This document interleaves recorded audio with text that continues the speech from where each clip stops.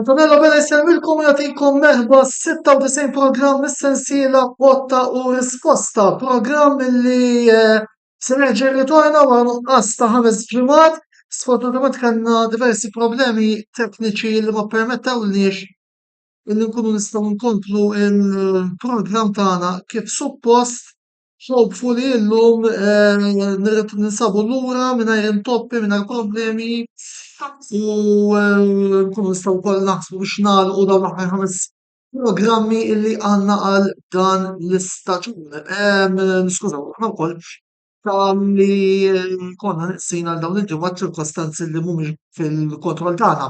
Mela, diġà qegħdin taraw l-ewwel pakkett ta' mistednin li għandna llejla nfakkarkom li qegħdin live għall-istant kull min jixtieq jgħid tiegħu fuq dak kollu illi llejla se niddiskutu tistgħu tagħmlu dan fuq il-sistema tal-kummenti li għandna marbuta mal-Facebook Live tagħna bħas-soltu. L-ewwel ħaġa li ħanagħmlu ħanaraw naqra x'temi. Skużawni, x'temi għandna mill-programm tal-lejla għall-istant il-linja tmur f'idejn l-namser tagħna Martino Filletti biex naraw naqra x'temi għandna għal-lejla. Martina f'idejk. Fil-programm tal-lejla, aħna ser niddiskutu bidu mistenni fil-kamp tal-Formula 1, tmiem inċert għall-kampjonat tal-Eluq, Liverpool FC lura fit-tron tal-Ingilterra, Inter fi kriżi. Mela, ħajkonna wkoll programm naqra twal mis-soltu, programm ta' satejn biex anke jinġibu naqra mill-ħin illi tlifna fi programmi preċedenti. Magħna bħalissa għandna lil Wayne McAuliffe li huwa forma parti mit-tim tal-Kamra Sportiva bħala editorialista tal-futbol Taljan kif ukoll wieħed mill-membru tat-tim tal-Formula 1 tal-istess paġna. Għandna wkoll l-amministratur tal-paġna fuq Facebook Formula 1 Malta, Clinton Kutajjar. Għandu wkoll jinaqat magħna f'xi għandi l-ewwel parti tal-programm Joseph Magri, qed nistennew ukoll jidħol minn ħin ieħor. Qabel ma nibdew ukoll nagħtu merħba lill-mistednin tagħna u nirringrazzjawhom ukoll tal-li lejn ġew jattendu għal dan il-programm l-għajnuna tal-grafika nagħtu naqra ħarsa lejn il-sitwazzjoni li għandna fil-klassifiki s'issa wara li għaddew 5 tiġrijiet. Mela, kampjonat tas-sewwieqa Oscar Piastri 99, Lando Norris 89, Max Verstappen 87, George Russell 73, Charles Leclerc 47, Andrea Kimi Antonelli 38, Sir Lewis Hamilton 31, Alexander Albon 20 u mbagħad għandna Ocon 14, Stroll 10, Hülkenberg, Gasly u Berman 6, Sainz u Tsunoda 5. Fil-waqt illi fejn jidħol il-kampjonat tal-kostrutturi wara 5 timijiet l-10 timijiet kollha ħadu l-punti.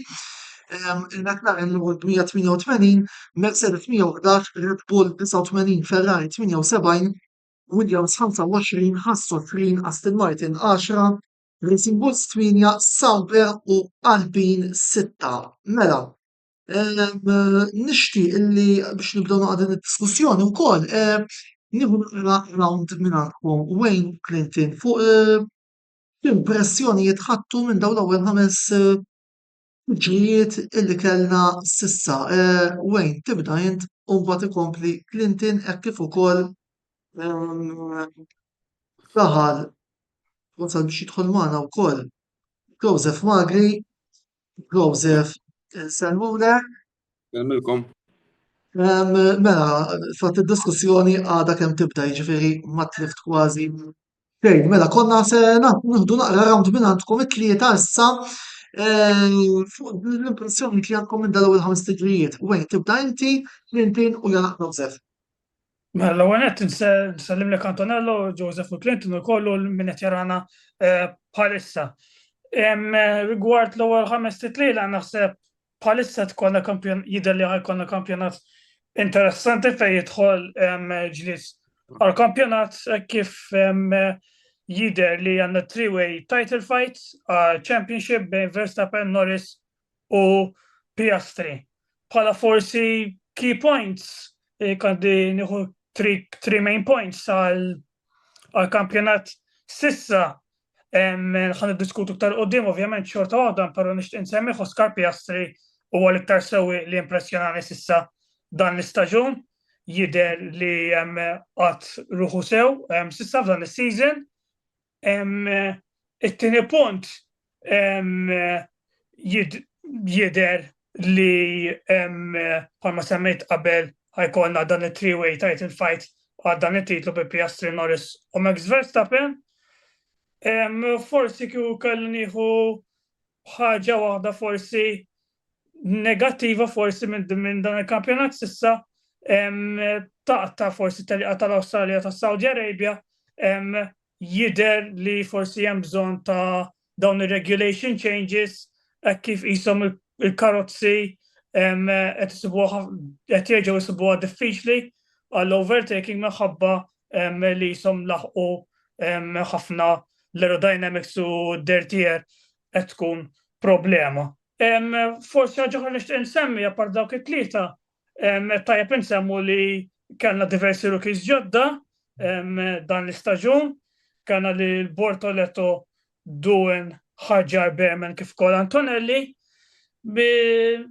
jidher li għadu sew forsi Duan jinsab l-iktar wieħed taħt pressjoni kif lanqas wieħed li impressjoni minn dawn ir-rookies u kelli nsemmi l-iktar tnejn li impressjonawni huma Berman kif ukoll Antonelli li mal-ewwel tefgħu f'karozza li tiġġieled għall-podji u għalkemm għadu ma spiċċax fit-top 3 issa jidher li huwa xufier konsistenti immens.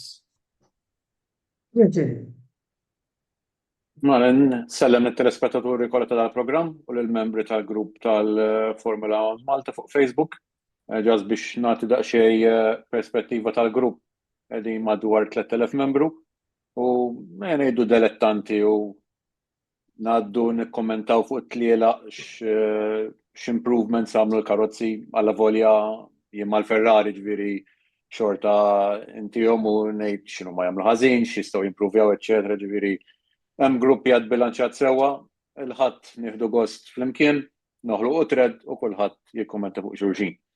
Mela bħala kampjonat ta' dis-sena, ovvjament il-Ferrari deludenti immens, konna qed nistennew aħjar, il-karozza ovvjament mibnija fuq Leclerc, Hamilton ma konniex qed nistennew li ħajamel il-mirakli mill-ewwel. Ovvjament ukoll kien hemm change ta' suspension mill-pull rod għal push, u ovvjament dik tagħmel change kbira fl-aerodynamics u l-sistemi tagħhom. Ħaġa li impressjonatni kienet kif il-Sainz kien sejr tajjeb fil-Williams, beda daqsxejn low, imma jisussab il-breaking point tal-karozza l-bilanċ tagħha u fitli laqtet il-mur tajjeb ukoll qed tiġib il-punti. Considering li jispiċċa qoddim Hamilton f'karozza li naħseb waħda mit-challenges li għandu tiegħu hija li jien irid inkun qoddim dak li biddel li posti. U naħseb qed jirnexxielu, ġifieri considering li fuq Williams qed jagħmel dal-improvement ninżalu l-kappell hemmhekk. Il-Mercedes naħseb li għamlu dil tajjeb kif semma Wayne ukoll bil-Antonelli, considering li huwa driver pilota għadu żgħir u qed jikkompeti tajjeb ukoll ma' Russell, ġifieri bħala in terms of money spent naqsu l-ammont kbir li kienu qed jonfquh Hamilton u jistgħu jiddeċiedu jagħmluhom fejn jistgħu jaraw aħjar. Il-karozza ovvjament fejn kienu biż-zero pod il-Mercedes għalli hija issa irnexxielhom idawru l-paġna, il-Ferrari ovvjament għadhom taħta. Dik nitkellmu aktar il-qudiem fil-programm. Joseph. Nsellem lek Antonello semmi kien nisemmi l-Wayne ifhimni ma tantx naħseb ma li żjiedu ġiex sħabi hawn hemm xi tgħid jiena bħal sieħbi Clinton jiena wkoll Ferrarist, onestament stennejt ħafna aħjar. Jien Antonello jiena inti nitkellmu wkoll fuq Formula 1 u naħseb taf il-tneħħija ta' Sainz jiena qatt ma kont favorija u iktar li jiġi Hamilton. Jiena kif taf naħseb s'issa l-iktar li ta' risposta huwa Carlos Sainz li spiċċa wkoll quddiem Hamilton. Ġifieri jiena onestament McLaren komplew jibnu fuq dak li ħallew l-istaġun li għadda u naħseb li ġara ħażin hija jiena stennejt illi wara l-istaġun li għadda Ferrari tilfu l-kampjonat bi ftit. Jiena stennejt illi ħajkomplu jagħmlu għabri biex jiġġieldu.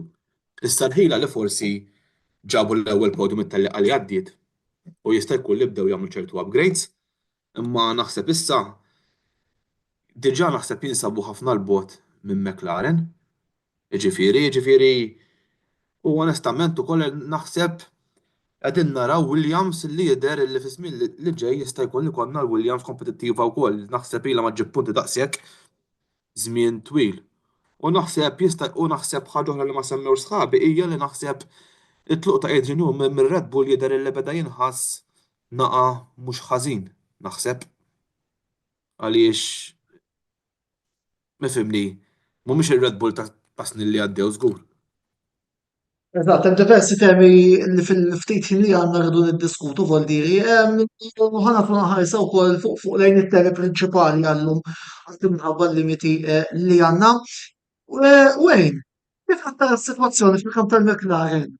Jidru li korrettament prevedejt jien fix-xitwa, illum qed naraw Oscar Piastri li s'issa rebaħ tlieta mill-ħames tiġrijiet li kellna.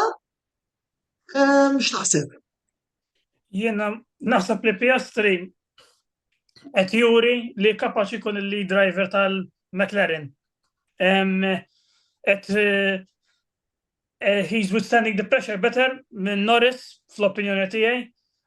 Norris kellu diversi żbalji dan l-istaġun l-ikbar waħda kienet ta' Saudi Arabia fil-qualifying u kellu xi performances ukoll pjuttost medjokri għal-livell tiegħu. Filwaqt li Piastri qisu minn dak l-iżbal tal-Awstralja qisu qatt he never put a foot wrong minn dakinhar. Nemmen li fil-Ġappun kien iktar fast minn Norris u kieku mhux għal team orders kellu ċans għal dik ir-rebħa iżda naħseb li l-McLaren hawnhekk għandhom challenge jippruvaw iżommu daw ġiex drivers clean mingħajr ma jispiċċaw f'xi kolliżjoni bejniethom għax iktar kemm jgħaddi l-istaġun iktar taqtija għat-titlu ħatkun waħda taħraq. Jiena naħseb onestament naħseb il-pressure qed jagħmilha Piastri fuq Norris, jiena naħseb kif qed tidher il-ħaġa. Ekku, eżatt. Għaliex jiena onestament qed nistenna issa forsi ħammurna allura qed nistenna kif hawn sejrin hekk repetition senna u Prost. Jista' jkun li jkollna. Mhux tasek forsi Ti wkoll semmija anki l-opinjoni ta' Tom Clarkson fil-podcast F1 Nation li nirrekomanda lilkom id-dilettanti tal-Formula jien xi ħaġa iktar reċenti bejn Rosberg u Hamilton. Xi ħaġa iktar reċenti jaf ikollna sitwazzjoni hekk. Imma anke pereżempju ħammur barra mit-trakka wkoll. Piastri vera joġobni l-mod kif jitkellem qisu għal fejn Norris pereżempju f'interviews u hekk jibda jgħidlek li l-karozza mhix qiegħda data talih mhumiex vera l-iktar fast, jaqbad jiġi Piastri u biex tipo jitfa' pressjoni fuq Norris jaqbad u jgħidlek le l-karozza tagħna l-iktar fast. Jiġifieri din il-konfidenza li għandu Piastri bħalissa hija worrying għal Norris naħseb jien. Clinton ċertament li t-tmexxija se jkollha l-problemi bil-Papaya s-sena. Għandek Oscar Piastri u iktar simili ta' Verstappen fejn huwa calm, cool, dak it-tip anke kienu ħarġu dik il-meme bħal ta' Kimi Raikkonen li għandek happy face, sad face, celebrating face kollha l-istess switch, tipo Iceman 2.0 fil-fatt għala wielu kienu. U li għandek ukoll Norris huwa suscettibbli iktar għal pressure. Hekk kif iħoss xejn pressure fuq jibda jagħmel l-iżbalji semmija wkoll u fil-Drive to Survive li jixtieq li jimprovja dik għax jaf li jadrobek li għandu compared ma sieħbu. Ovvjament sieħbu għandu tmexxija tajba wkoll, għandu l-Awstraljan kollega u hemmhekk qed il-Mark Webber qed jgħinu fl-options li jrid jażel, kif irid jitkellem, kif irid jimxi. Ovvjament Webber kellu l-Vettel fuq rasu, allura u diġà għadda minn dik l-esperjenza fejn jista' jigwidah biex jgħidlu ara, tkellem hekk, tkellem dak il-mod, kif Rosberg ħadem mod ukoll psychologically fuq Hamilton biex inexxilu jieħu dak il-kampjonat li rebaħ, l-istess ħaġa jagħmel Piastri. Kif semmew lek il-karozza mhijiex l-aqwa ħoda li hemm fit-trek, xorta mentalment ma jħallikx ġiek kisru imma jgħid iva din tajba biex hu jirnexxilu jieħu dik il-ftit microseconds biex ikun jista' jaqbes lil sieħu. Eżattament, u jiena fil-fatt Jiena issa xorta ħanitkellem naqra neħenqa Antonello kemm inżid ħaġa ma dax qed ngħid. permetti li Biex ħanspiċċa l-kumentin, Joseph. Permetti. Ħanneħ ninżel naqra kappell ta' ġuva l-tun il-bisil kappell ta' parti ta' tal-McLaren. Jiena issa mstin kont defense, nistokod endu l-spettakolo, ovvjament. Ma nafx imma minix qed neskludi li f'xi mument matul dis-sena se nispiċċaw naraw xi incident bejn żewġ sewwieqa li żgur ikun spjaċevoli, imma jiena wkoll fiduċjuż sew fis-sewwieqa kif ukoll fil-tmexxija ta' Zac Brown u Andrea Stella illi l-affarijiet ikunu clean u eventwalment il-kampjonat ikun jista' ikompli żewġ sewwieqa jiġġieldu b'mod leali. Joseph, ikkumment minn għandek qabel ma mmorru l-item li jmissek jogħġbok. Jiena naħseb ħaġa oħra li qed forsi qed ninnota jien li għandi żball, nemmen illi Oscar Piastri qed jirbaħ iktar mhux ħalli preferenzi, qed jirbaħ iktar rispett fil-garaxx ta' McLaren mill Lando Norris. Għax naħseb il-fatt illi qal illi l-karozza tagħna mhix the fastest on the track. Nemmen illi jista' jkun illi naħseb der il-garaxx ta' McLaren dieru jidher ħażin. Jien onestament f'dal-episodju Antonello niftakar f'ħaġa. Ħansemmi Sebastian Vettel u Mark Webber. L-ewwel naħseb Clinton u jaqblu miegħi li dak iż-żmien Sebastian Vettel kien preferut ħafna fuq Mark Webber. Sewwa? Waqt dik żgur li qed tixtruna l-ispeċi jaf kif indu jmexxi l-Piastri wkoll. Eżatt, ġifieri bażikament Vettel kien rebaħ 4 kampjonati infila. U ħaseb illi mhu ħaj jirbaħ li mhux ħajjiġi hekk. X'ġara Daniel Ricciardo u f'dak l-istaġun tal-2014 Daniel Ricciardo kważi spiċċa quddiem Vettel fit-tlielaq kollha. U mbagħad hemmhekk Vettel kien spiċċa mal-Ferrari, ġifieri jiena jaf forsi qed naġġel u hekk, jiena jaf li fl-aħħar tal-istaġun naraw in-Norris jiċċala minn ma' McLaren. Le, ma fimni, dikka nista' neskludilek ġus għaliex biss Norris għandu kuntratt sal-2027 u Piastri addirittura sal-2029. Normal item li jmissil li għana fuq l-aġenda. Kapitlu Red Bull, kena diġà diversi opinjonijiet imħalta u fuq il-panel jien ħansaqsi domanda diretta mill-etni tal-jintom. Sa fejn taħsbu li Verstappen jista' jasal din is-sena. Clinton tibda inti Joseph u jalaq wejn. Għandu ċans kbir li it-tieni l-ewwel huwa daqsxejn diffiċli ngħidu hekk. Ovvjament sakemm ma joħroġ il-Max il-bestja ta' Max li hemm ġo fih. Kif nafu il-Red Bull mingħajr Max mixej. Rajnija fit-tieni nofs tas-sena l-għaddiet kif meta telaq Newey li l-karozza qabdet in-niżla, technical directors ġodda, ma jafux minn fejn ħajbdew isabtu rashom eċċetera. Jiġifieri ir-Red Bull qiegħda fejn qiegħda, fil-fatt qiegħda xi 10 punti quddiem il-Ferrari fil-Constructor Championship. Titqis dak ġabhom biss Verstappen mingħajr lajnuna ta' xejn. U l-Ferrari qiegħda b'żewġ drivers. Jiġifieri li jiġi t-tieni qegħdin hemm il-Norris kapaċi jilagħblu b'mod psikoloġiku u jattakkaħ. Ostri u iktar daqsxejn Red Dodge ġifieri kif kiesa daqsxejn li ma jaqax għal dak it-tip ta' pressjoni. Jiġifieri hemmhekk ħadd intlab il-logħba ta' minnu l-iktar b'saħħtu mbagħad fuq trek. Da ovvjament jafu mbagħad fil-fatt diġà bdew jivvintaw xi skużi li l-wind tunnel tar-Red Bull hija teknoloġija antika, allura ir-riżultati mhumiex qed jaqblu. Imma dan ma seħħx biex rebħu 4 kampjonati Verstappen sadattant l-istess equipment kellhom. Jiġifieri qed jibdew jivvintaw daw l-iskużi. Min-naħa tiegħu jekk Verstappen irid jitlaq minn Red Bull għandu klawżola li jekk jiġi t-tielet jew iktar l-isfel jista' jinħall mill-kuntratt.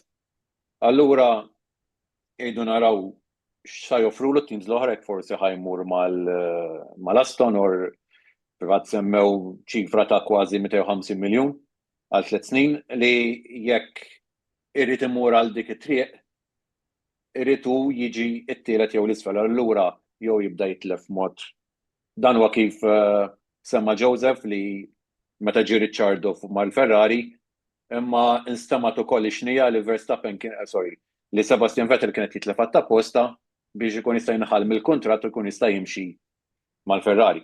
Jiġifieri daw ma kollha xnijat u corridor voices li trid ukoll tiżinhom b'tali mod li bħal meta dan kien hemm Hamilton ġej mal-Ferrari u mhux ġej mal-Ferrari mbagħad faqgħuha li kienet vera, ġifieri affarijiet li toqgħod tiżinhom ukoll ċert wejt. Joseph, Jiena onestament wara li rajt kif spiċċa Verstappen last season nista' irħila li rebaħ id-Driver Championship. Però kif qal tajjeb Clinton diġà beda niżla. Jiena m'iniex sorpriż illi qed naraħ fejn qiegħed għax onestament kulħadd jaf li Adrian Newey kull fejn kien għamel l-aqwa karozzi mal-Williams, mal-McLaren, mal-Red Bull u nemmen il-sena dieħla kif jinbidel il-format nemmen anke l-Aston Martin ħajkunu hemm. Ġifieri, le jiena onestament m'iniex qed nistenna li jiġi laqqas it-pieni, jien qed nemmen illi xi ħadd mix-xufra ta' Ferrari naħseb illi jaqbżu wkoll. Jien ngħidlek li Leclerc tajjeb illi ngħidu nafx hekk forsi Clinton jew jaqblux miegħi. Ferrari qed tagħmel l-apprezzament tal-liqa l-oħra. Jiena naħseb ejja nibqgħu fuq Red Bull fuq il-Ferrari nitkellmu Iva, le, ekku, jiena onestament qed nistennih li jiġi ir-raba' jew anke l-ħames, però id-domanda hija kif ċaqlaq minn ma' Red Bull fejn ħajmur. Dik hija l-mistoqsija. Probabbli ma Aston Martin, illum ukoll ħarġet aħbar li l-Honda tridu b'saħħa magħha. Volviri, mal-Mercedes jidher li se jżommu Russell, Però onestament kemm Toto Wolff dan li riedu, mill-bqija mal-appartimijiet oħra jistgħu Verstappen mal-Mercedes. possibbli ma nemmenx li ssir imma possibilità. Iridu jtajru li Russell kieku, għax minix- Antonelli minix- għan ħajibqa' żgur. U l-Aston Martin minn ħajtajru kemm Alonso. Alonso, ovvja, Naqab possibbli li ħattajjar il-strollu minn hemm, sfortunatament ikolli ngħid. L-unika mod li Stroll jista' jittajjar minn hemmhekk. Jekk Argentina. kien hemm xi rumors jgħidu li Lawrence Stroll fil-fatt ħajbeħ it-tim li xi konsortium ma nafx. Eżatt, il-konsort tas-Saudi, l-Aramco. Eżattament smajt xi rumors fuq hekk jien. Forsi sta ndawwar fuq Verstappen. Eżatt, infatti kont se punt wejn. Kontra ta' Clinton u Joseph, hawnhekk nista' ngħid li Verstappen minkejja n-nuqqas ta' karozza li għandu jista' iwassal għat-titlu jekk events imorru favorih. Ejja niftakru lura fl-istaġun tal-2012 dak l-istaġun li jagħmel Alonso mal-Ferrari. Dik il-karozza ma kienx wisq aħjar, naħseb kienet qar milli Red Bull ta' dis-sena 2012 qed ngħidu. Ispanja ġejn xi aġġornamenti hemm? Sorry? Ir-Red Bull qed jgħidu b'xi aġġornamenti f'Ispanja li jistgħu jdawru kollox. U hemm xi bdil ta' regolamenti wkoll. Jista' jkun imma li qed ngħid jiena hija li Alonso b'karozza inferjuri kważi irnexxielu jirbaħ it-titlu, baqa' jiġġieled għat-titlu sal-aħħar ġurnata. Għalfejn Verstappen ma jistax jagħmel hekk. U jekk events imorru favorih, għalfejn ma jistax jirbaħ it-titlu. Bħalissa kull medin 11 points il-bot DNF waħda u jiġi Verstappen fuq quddiem. Jiġifieri staġun huwa twil u ma tistax tgħid u b'xufier naħseb mit-top 3 li ħajġu għall-kampjonat Verstappen huwa aktar konsistenti minn dawk it-tlieta li mhux se jagħmellek telqa ħajfallilek. Jiġifieri on the long run naħseb Verstappen xorta ma jgħidux neskluduh milli jirbaħ it-titlu. Mela, qudiemi għandi żewġ supporters tal-Ferrari. Nettabilment id-diskors domanda li mis-sort tmur għalikom. Ħan nitkellmu naqa' fuq il-bidu ta' staġun diżappuntanti li t-tim tagħkom kellu Clinton u Joseph. Ir-raġunijiet wara din id-delużjoni sissa tal-Ferrari fil-bidu tal-istaġun mingħajr ma ninsew illi il-Ferrari diġà rebħet tellieqa sprint fiċ-Ċina illi għalkemm hija sprint hija xorta tellieqa. Clinton ħasma tiegħek u mbagħad jirribatti Joseph. Waħda mit-changes prinċipali li kien hemm kienet iċ-changed mill-push rod għal pull rod. Ovvjament għamluha dis-sena biex 2026 ikunu setjati bil-lest huma fuq il-suspension allura jkunu jafu fejn ħajaħdmu. Il-karozza għandha problemi kbar on the long pace fejn fil-short fit-tellieqa fil-qualifying hemm iktar ċans li t-tires ma tikolhomx. Allura hija waħda mill-issues li għandha tipo l-Ferrari tara fil-bidu ta' mill-extint mhux ħażin fin-nofs tbagħat imbagħad lejla ħar kif tibda tiħfier fil-karozza tibda tarġa' tiġi f'sensija. Fil-fatt ġieli Leclerc jagħmellek laps tajbin fuq tires li jkun ilhom għaddejn żmien. Jiġifieri il-karozza asuma stess għadhom ma femuha. Apparti minn hekk dejjem jiġu bil-problemi tas-simulator. Kull sena nisimgħu dal-software tas-simulator li qatt mhux jaħdem in-numri tas-simulator mhumiex konsistenti man-numri li jkun hemm on track. Toqgħod qis li dawn għandhom budget ta' miljuni. U kif jiġu jiġifieri jistgħu jimpjegaw l-aqwa engineer, l-aqwa tekniċi, l-aqwa IT people, jiġifieri u xorta. Mhux neċessarjament se jiġu case in point Newey. Għad għandhom il-problemi fejn qegħdin, jiġifieri dan, all right, m'hemmx Newey, imma telqilhom Cardile wkoll, jiġifieri kien hemm shake-up fit-team ukoll. Dan kif kien daħal Binotto għamel changes, daħal Vassar u qed jagħmel changes tiegħu. Jiġifieri daw kulħadd ikollu n-nies ta' madwar, plus il-minnaħa tal-dirigenti tal-Ferrari, ġibnilkom il-Hamilton issa, ħallasna 60 miljun, u ovvjament irridu naraw riżultati. U dik kompli żżid il-pressure fuq it-tim meta t-tim tistenna wisq minn għandu, hemmhekk ħajkun hemm iktar riskju ta' falliment. Mela, l-ewwel nett naqbel perfettament mal qal sieħbi Clinton. Però ħanżid ħaġa oħra Antonello. Jiena naħseb il-Ferrari mhijiex ġejja problema minn Vassar jew minn Binotto jew minn ħadd. X'inhu jiġri? L-ewwel nett, jiena lejja wara Jan Todt naħseb ma ġiex dak it-team principle illi huwa taf. Però x'inhu jiġri opinjoni tiegħi fil-Ferrari? Illi r-riżultati qegħdin imbagħtuhom issa ħawa deċiżjonijiet ħżina li ġew fil-passat. X'ġara, il-Ferrari kulħadd jaf li naħseb fil-Formula 1 hija l-ikbar brand. Sewwa, għandhom l-iktar merchandising, għandhom l-iktar dħul, l-ikbar sponsors, etc. Però x'inhu jiġri mela? Ħammulha fl-2014, staġun ħażin, kienu ġabu l-James Ellison, kulħadd jaf James Ellison mhux engineer ġewġ.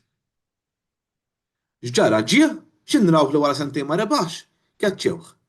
Ġabu l-Binotto u kien hemm Mari Fabiani u Binotto li fis-17 u 18 ġew għall-kampjonat. Ġara l-Lawri ma rebħux, kaċċewhom mal-ewwel. Kien hemm ukoll Aldo Costa li qalu li mhux tajjeb mal-Mercedes u għamel karozza. Eżempju issa dik ħatoġob lilek Antonella ħanejda kontra qalbi. Il-McLaren kien hemm Zac Brown u Andrea Stella li issa ilhom snin. X'għamlu bdew proġett u llum taw riżultati. Però jekk inti ħatoqgħod tibdel kull darba l-lider, daħal ġib in-nies tiegħu ġifieri ħadd terġa' tibda lura from scratch.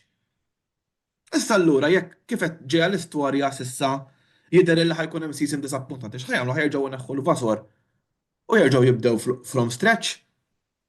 Ġifieri jiena naħseb bażikament il-Ferrari għamlu karozzi tajbin, però jien naħseb illi m'hemmx strateġista bħalma kien Ross Brown.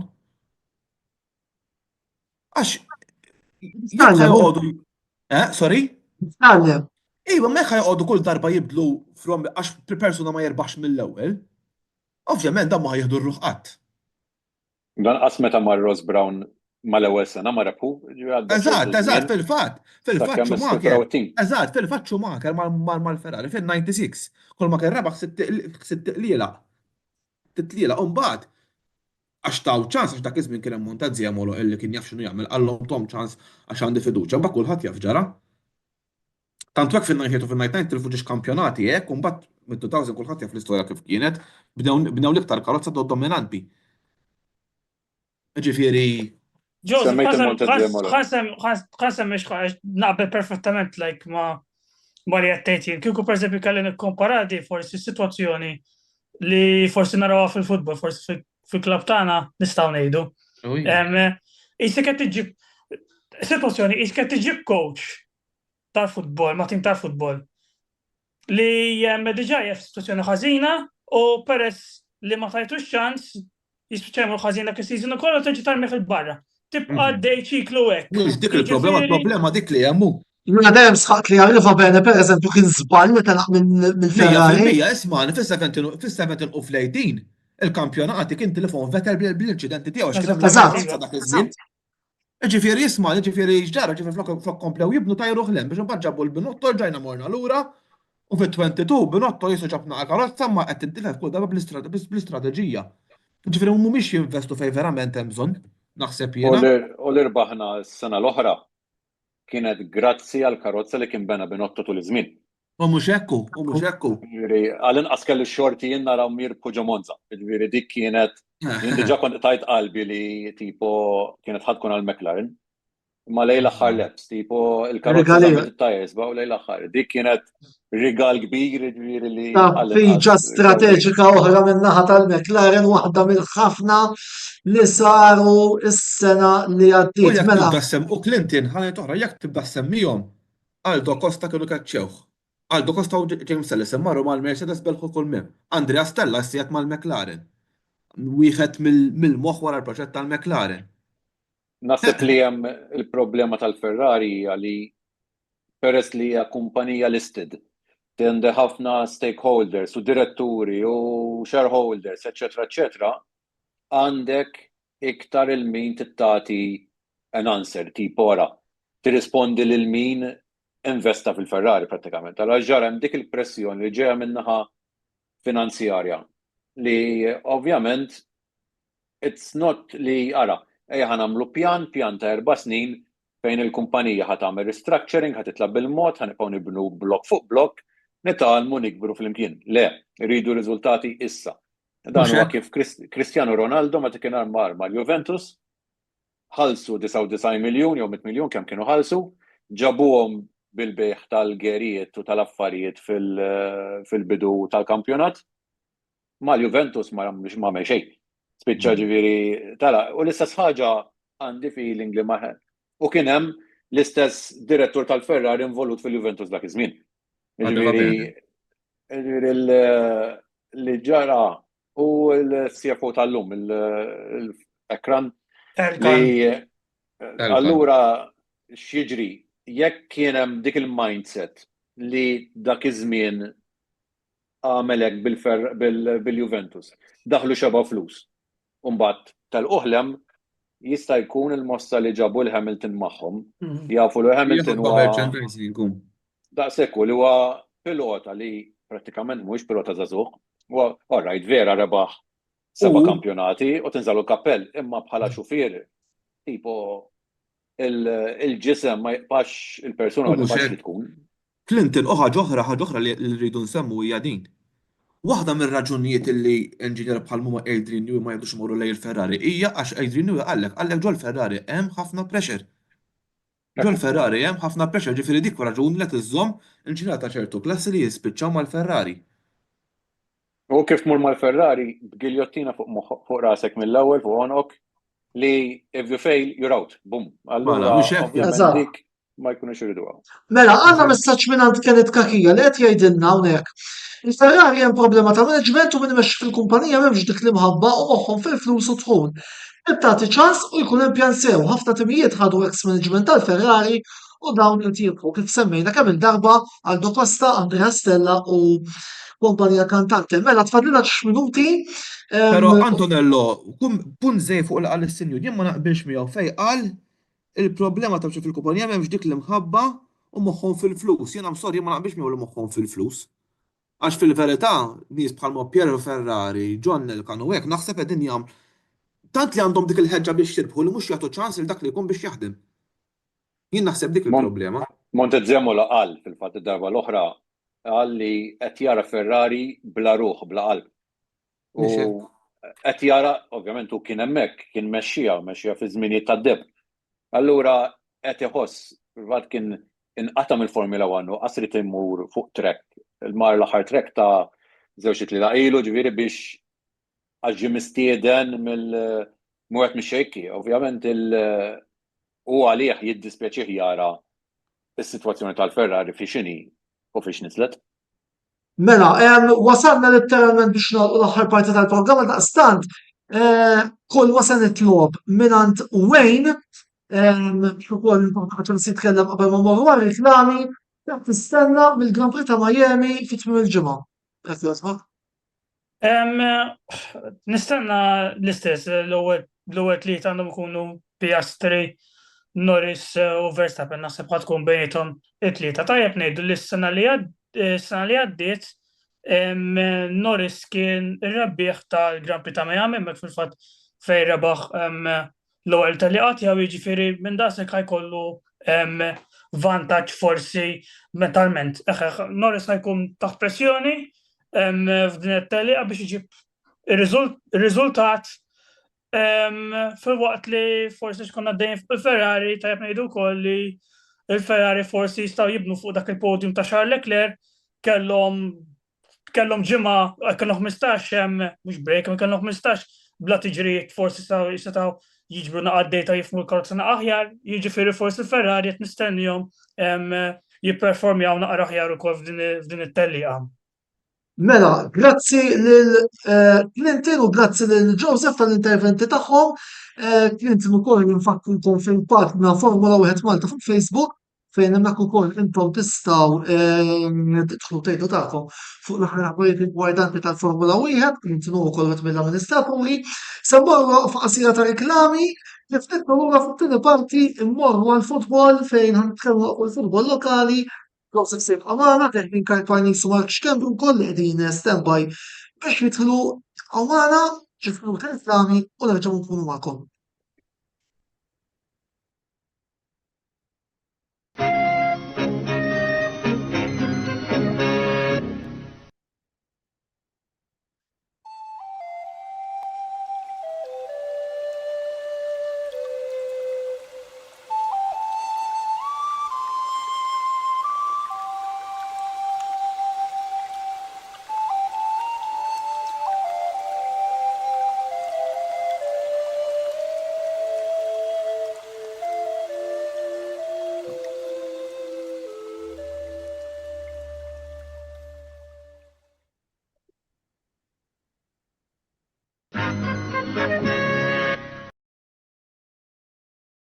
Wasal eluq żmien ommok, missierek, jew xi ħadd minn tal-familja, għandek xi okkażjoni jew xi attività mal-ħbieb u trid issib restorant tajjeb b'ikel ġenwin u prezzijiet qalbut ta' kulħadd?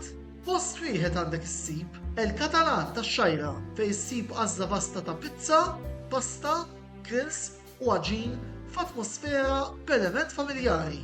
Għal bookings ċempel fuq 21 800 997 jew żur is-sit tagħna għal iżjed informazzjoni. El-Katalan, ir-ristorant għalik.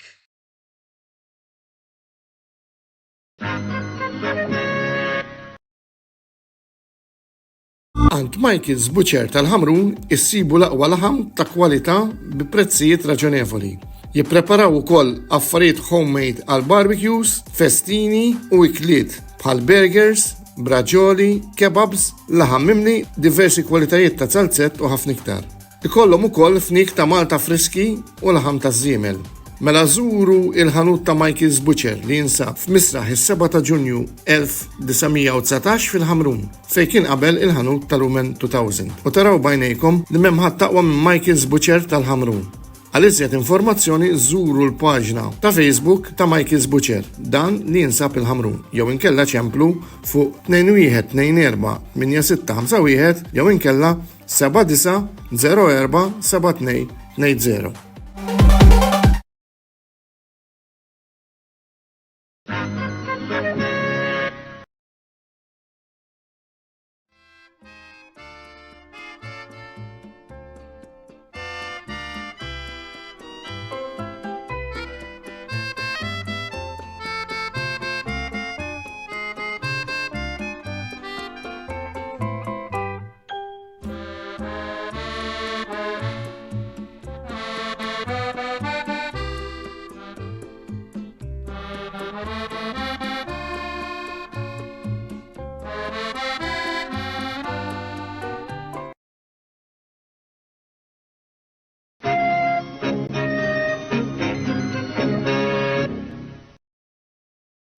Mela, merħba lura t-tieni parti tal-programm Botta u Risposta fejn issa daħal magħna Karl Parnis. Karl, welcome back, qabel xejn.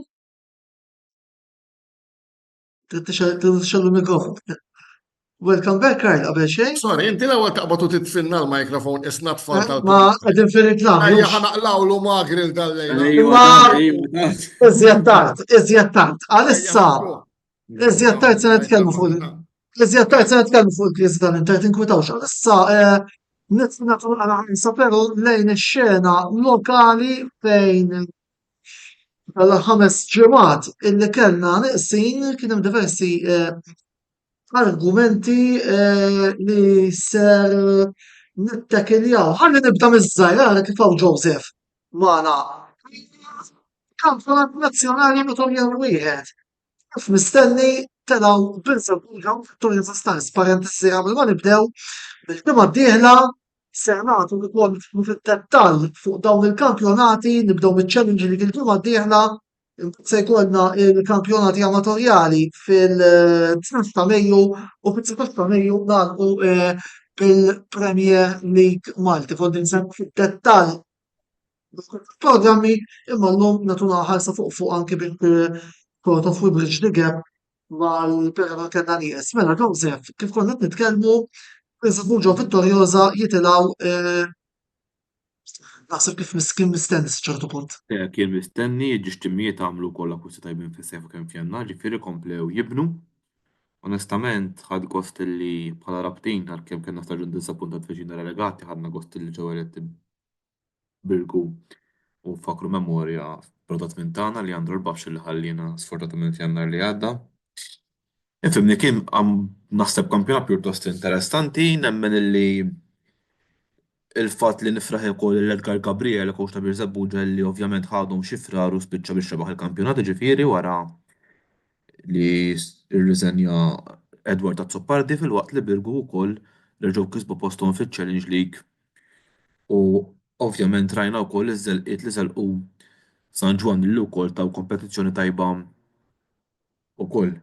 San Ġwan fuq il-promozzjoni naħseb nel-momento più bello għaliex kif jgħidu Taljan għax kien hemm minnhom fejn kellhom 5 punti vantaġġ. Fallew. Bażikament naħseb inqalgħu xi żbalji mill-istaff tekniku li spiċċaw biex għax ovvjament meta kienu 5 punti diġà naħseb beda jintemm il-lig, però mbagħad bi żbalji li jagħmlu San Ġwan ħadu l-vantaġġ Birzebbuġa u l-Birgu. Pero ġifieri bażikament kif kien mistenni bejn it-top 3 jiena wkoll kien hemm timijiet l-impressjoni bħal huma x-Xajra li wkoll kellhom staġun pożittiv ħafna li spiċċaw il-5 ukoll, ġifieri. U bażikament dak ma tantx hemm xi tgħid iktar minn fuq l-Amateur League One ġifieri. Sfortunatament Rabat ġew relegati flimkien ma' msida Galgur Marsa Skala. Fuq hekk ukoll se nitkellmu żetat ma forsi kienu mistennija l-daw l-4 timijiet li se jgħallu kont qed tistenna timijiet. Onestament l-imsida u Gargur nemmen il-liva. Naf li kellhom problemi fej sfortunatament kellhom problemi bażikament simili fej speċjalment l-imsida li min investa sfortunatament kellu ħabbat wiċċu ma' ċertu mart u nixtiequ l-fejqan malajr minna u ġifieri bażikament. U wkoll Gargur li l-istess ħaġa bażikament u spiċċaw telqu tilfu ħafna plejers ġifieri minn dawk sennejt. Jiena minnaħa tat-tim tiegħi ir-Rabat onestament jista' jkun li ġejna affettwati minn deċiżjoni żbalji li ħadna, ovvjament wieħed irid jitgħallem minn dawn l-iżbalji li ħadna biex ovvjament intellgħu ir-Rabat fejn jixxaqlu dal-aħħar labna bit-tfal bażikament bil-minors u ġifieri ġejna tlifna bit-tnejn qudru 2-2 ma' l-Qormi, tim li spiċċa l-ewwel post ma' tim mis-sitta l-isfel. Ġifieri bażikament staġun pożittiv illi wkoll ingħata minn anke l-ex coach ta' Rabat illi tajna ċans it-tfal tagħna jilagħbu. U ġifieri dak għall-futur jaf jiswina sew. Eżattament. Nagħlaq il-parentesi wkoll ħadd pjaċir li innu tajt fil-decider għal-rep tal-kampjonat bejn Birzebbuġa u Vittorjosa kien hemm tribute sabiħ ħafna lill-propju żagħżugħ Alejandro Brinkat ukoll ġie mfakkar biż-żewġ timijiet kif inhu sewwaqu U Peress li tajjeb illi ngħidu wkoll Antonello li Alejandro Brincat huwa ex-player ukoll ta' Birżebbuġa. eżattament. Mela, ħalli nitilaw skaluna oħra, kampjonat BOV Challenge, mela, ħanibda bil-bieraħ, dan, iż-żgħażagħ tal-Pjetà irnexxielhom jagħmluha u l-Valletta fil-finali tan-knockout. Mela, nsellem lilek, telespettaturi, video spettaturi, kompju spettaturi tagħna ma nafx jgħidulhom, nsellmilhom kollha.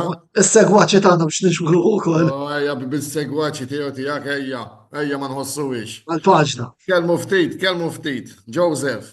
Mela, ċajta parti. Immissjajtkom dal-5 ġimgħat għalkemm konna qed nagħmlu short clips imma din nkunu qegħdin hawn niddiskutu għax aħna fuq kollox aħna familja hekk, di dejjem ngħidha u nħobb ngħidha, niġbdu saqaj xulxin imma mbagħad aħna nies li għal xulxin nidħlu fin-nar. Konna argumenti 100 miljun, imma mbagħad aħna familja. Mela, Pjetà, no surprise. Mela, il-belt ħadu li riedu ħaduh. Imma, ta' min semmi wkoll li jiena fan kbir tal-futbol taż-żgħażagħ, tal-futbol tal-youths,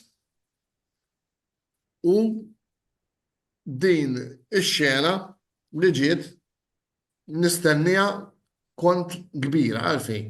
Minħabba l-fatt li il-Pjetà huma rinomati li dawn għandhom nursery tajba ħafna.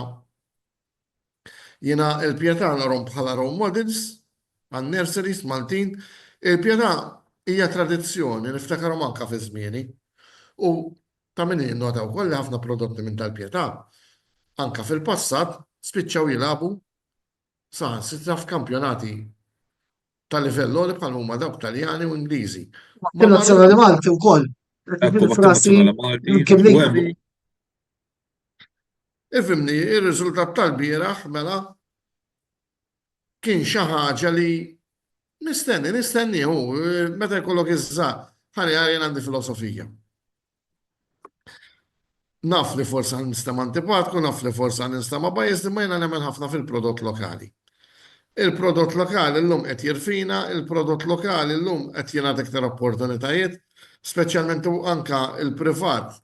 Tant qed jara li hawn suq għall-isport li l-privat stess fetaħ skola privata dedikata speċjalment għall-isport. Iġifieri meta tara dan l-investiment qawwi fl-isport tagħmel kuraġġ. U allura awtomatikament ħatara u ħatikseb riżultati kif kisbu l-Pjetà l-bieraħ. M'għandix inżid iktar. Min-naħa l-oħra, Valletta jkun kampjonat. Antonello. Però te sekonda Joseph, ħan spiċċajin. Kaj, is-sena d-dieħla jirritorna d-derbi, ħibsta xin. Għas nikkalkulhom. Sorry. Skużawni, sorry. Tofot rispett lejn il-partitarji tar-Rainbows. ċajta sajra x'jien għandi ħbib tiegħi minn ħaltar x'inhu hekk, imma ifhimni, qabel kien fih sinifikat id-derbi ħibs raħa ġdid. U minn hawn sellem li ħbib bartijiet ta' ħaltar x'in fosthom l-istintku bnied ta' ħaltar x'in Joseph Abela, bniedem li nammiraħ għax dar raġel kull ma jagħmel ħaltar x'in jagħmlu mill-qalb il-proċessjoni tal-ġimgħa kbira li jagħmel, l-armar tal-festa. Karl, u ħaġa oħra jaħdem għat-Tarxiniżi kollha. Jiena għalhekk dejb ċajta jiena għandi ammirazzjoni kbira li sindku tal-Tarġien kemm jien ġdid biex ġara. Id-derbi tar ġdid sewwa bejn id-derbi tas-Sawt bejn Raħa Ġdid u ħaltarxin kellu sinifikat, imma llum ma għandu sinifikat, tgħidli għalfejn. Qabel kien hemm meta trabbejt jien Raħa Ġdid u inti trabbejt ftit warajja, kien hemm dik il-pika bejn Raħa Ġdid u ħaltarxin fil-festa. Allura id-derbi kien jaħraq ftit. Biss illum sija minħabba l-fatt li l-ħibs għandhom storja glorjuża u Rainbows qatt ma ħadu nur kbir. Dil-pika spiċċat, tgħidli spiċċa, spiċċat fil-fatt minħabba l-fatt li Raħa Ġdid mbagħad meta spiċċa b'ġiex każini tal-banet, il-pika bej ħaltar xinu ħaġdid fuq festa spiċċat, allura qisha dik mietet ukoll l-impatt li kellu d-derbi. Niftakar jien fin-90s kien ikun iktar jaħraq imma llum ħaġa innu ma jkollna minħabba l-fatt li ħaltar xien dejjem dal-aħħar staġuni kienu qed ikunu fiċ-challenge dik. U apparti minn hekk kif qedlek il-qawwa tad-derbi kien karatterizzat mill-pika li kien hemm fil-festa. Illum dik il-pika m'għadix, raħa ġdid illum hemm ġiex każini tal-banet u qisha kkonċentrat iktar hemm il-pika milli bejn raħal u raħal u din ukoll ġabet qed nitkellmu daqsxejn sociology. Ġabet ukoll differenza fil-qawwa tad-derbi, fil-importanza tad-derbi. Isu metet il-pika tal-festa u metet miegħu naturali il-pika tad-derbi. U minn hawn biex ma jmux jiġiġat jgħidli xi żnobb jew jien xi kieża nsellem il-sħabi kollha aktar Xiniżi, speċjalment lis-Sindku Joseph Abela. Mela, Joseph, kellek xi kumment inti wkoll qabel Jiena ma. naħseb l-iktar derbi li qed nistenna huwa Beltu Furjana jiena s-sena d-dieħla. Eżatt. Però la semmejtu din nixtieq ngħaddi messaġġ il min jorganizza l-lob tal-MFA. U għaxix, mela. Il-bieraħ jiena kont preżenti għal logħba Ħamrun Slima. Kont fuq in-naħa ta' Ħamrun Spartans, mhux għax għandi xi ħaġa li kontra ta' Slima, però kont jitma' biltielu appartat tal-Ħamrun la mort naraħħa in-naħa tal-Ħamrun u x'ġara. Mela, il-logħba tal-Ħamrun Slima bdiet fis-6:30. Sewwa, tal-belt bdiet fl-4. Fl-4:30 spiċċat il-logħba bejn Ħamrun u Slima l-iskor ta' 1-1. X'ġara? Mela, waqt li bdew ħerġin tal-Ħamrun, il-parti tal-belt, ittawlu mis-centenary u bdew jajru u kienet kważi ħataqat ġlieda. U hawnhekk insellem il-pulizija li rnexxhom jikkontrollaw dak li ġara l-bieraħ. Allura l-messaġġ huwa kulħadd jaf ċertu pika fil-futbol Malti li sa ċertu punt hija sabiħa, però nieħdu ħsieb li norganizzaw. Illi imbagħad illi irresqu il-pitrol il-bot min-nar. X'irid ngħid? Jiġifieri jekk kulħadd jaf illi naħseb Valletta kulħadd għandu naqra rivali mat-tim tal-Belt fil-Premier, jiġifieri jekk u speċjalment Beltu Ħamrun rajna affarijiet fil-passat. Jiġifieri jiena lejja seta' ġara illi l-logħba bejn Belt u Pjetà kellha tintlab ma kellix tintlab is-centenary kellha tintlab naħseb daqsxejn il-bot minn taqali. Data oħra, jew data oħra. Infatti, Ħamrun ħarġet stqarrija fuq għadi u jiena nippel perfettament magħha. U l-appell tiegħi huwa li f'ċirkostanzi futuri l-MFA tara li s-sigurtà ta' kulħadd tiġi sottoposta meta ta' nafux fil-rivalitajiet bejn diversi clubs. Jiġifieri, jekk għandek xi iktar biżżejjed Joseph fuq tal-argument, neqilbu għall-kampjonat Premier. Mela, kampjonat Premier fejn hawnhekk għandna ħanibdew naraw ir-riżultati li kellna mill-kampjonat tal-ewwel sitt tal-ewwel. U mbagħad ħanaraw ukoll ġejja sitwazzjoni għal Dallas ngħidilha jiena min nisegwu distensiela bis-snin 80 femni mill-ewwel. Mela, kampjonat tal-ewwel sitta l-bieraħ, Birkirkara wieħed ma rsax lok wieħed, Florina tlieta ma sta xejn, Simo Odres wieħed, Ħamrun Spartans wieħed. Ejja ħalli issa abstrattament fuq ir-riżultati tal-weekend l-ewwel. Joseph, tina ftit kummenti fuq Slima Ħamrun. Mela, bażikament ħanaqbatu ngħidha straight u dan bdew jgħidu wkoll partitari ta' Ħamrun, kieku l-bieraħ ma kienx Henry Bonello fl-ewwel taqsim ma' Ħamrun daħlu tlieta b'xejn minn taħt.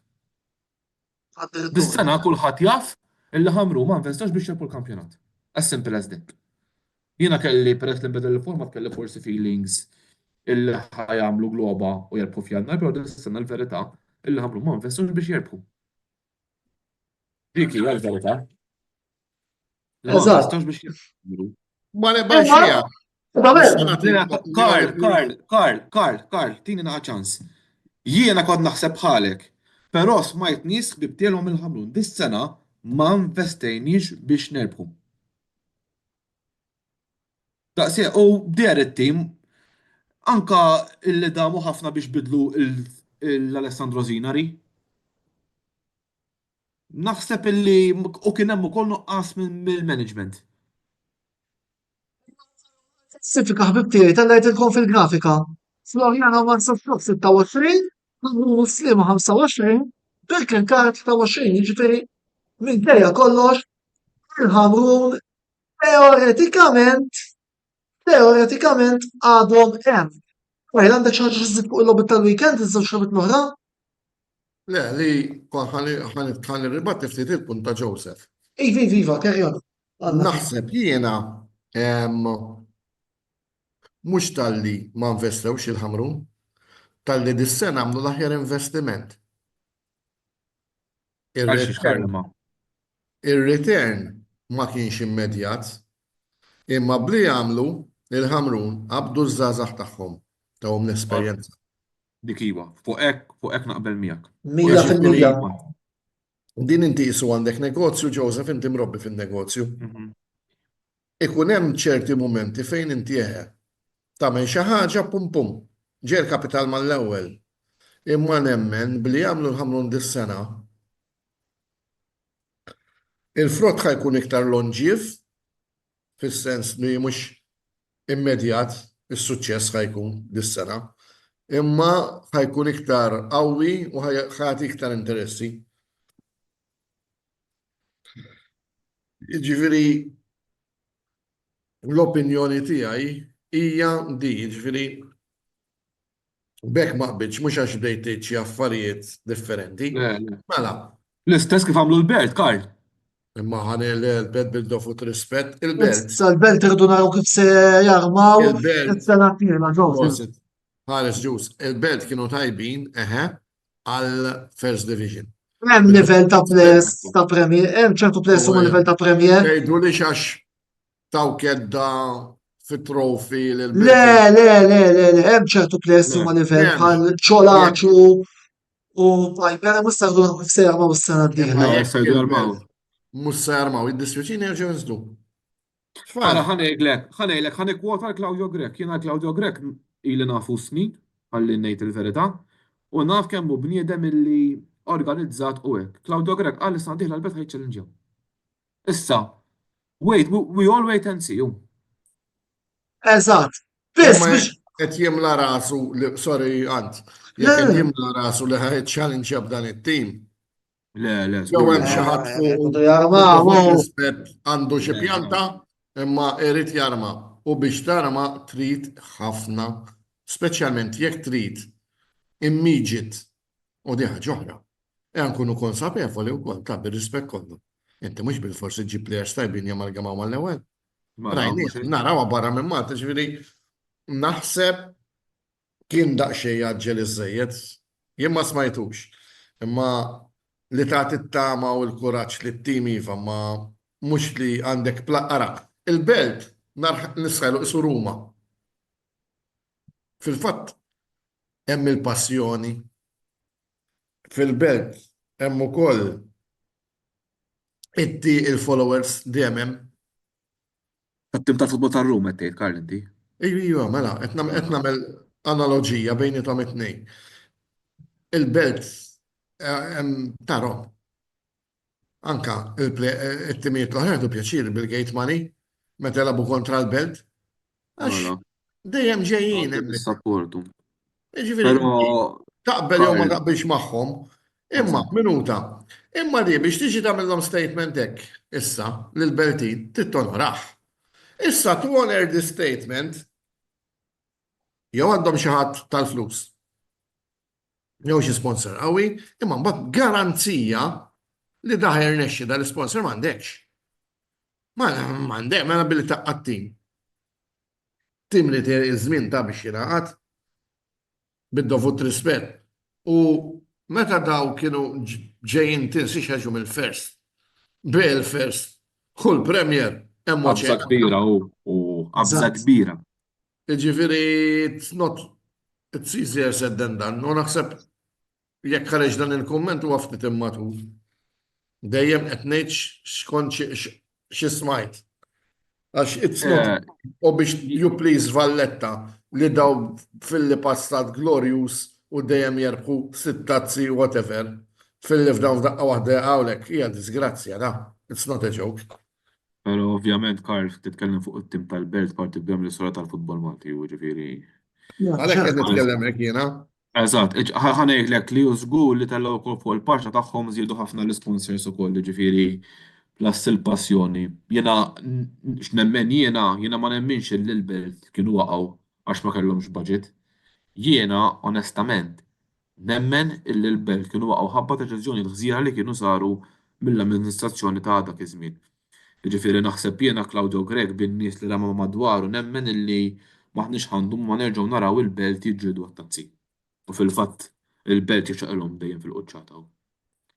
Mela, issa ħalli naraw naqra se jiġi l-ġimgħa d-dieħla sa dan it-tant ukoll tajjeb ninformawkom illi Migration Pool il-bieraħ Flips u Balzan ħebb wieħed ħażabbaret u tnejn xejn mal-Melita żjed illum bħalissa Żgħir United u National Lions qegħdin diskorta xejn xejn.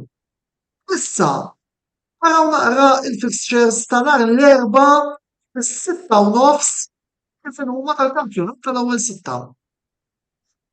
Florjana bil-Kirkara fl-Istadju Nazzjonali. Marsa Xlok Hamrun Spartans ġo Kordin fit-Tony Benzina Stadium, Sligo Wanderers wasta ġewwa ċ-Ċentenarju.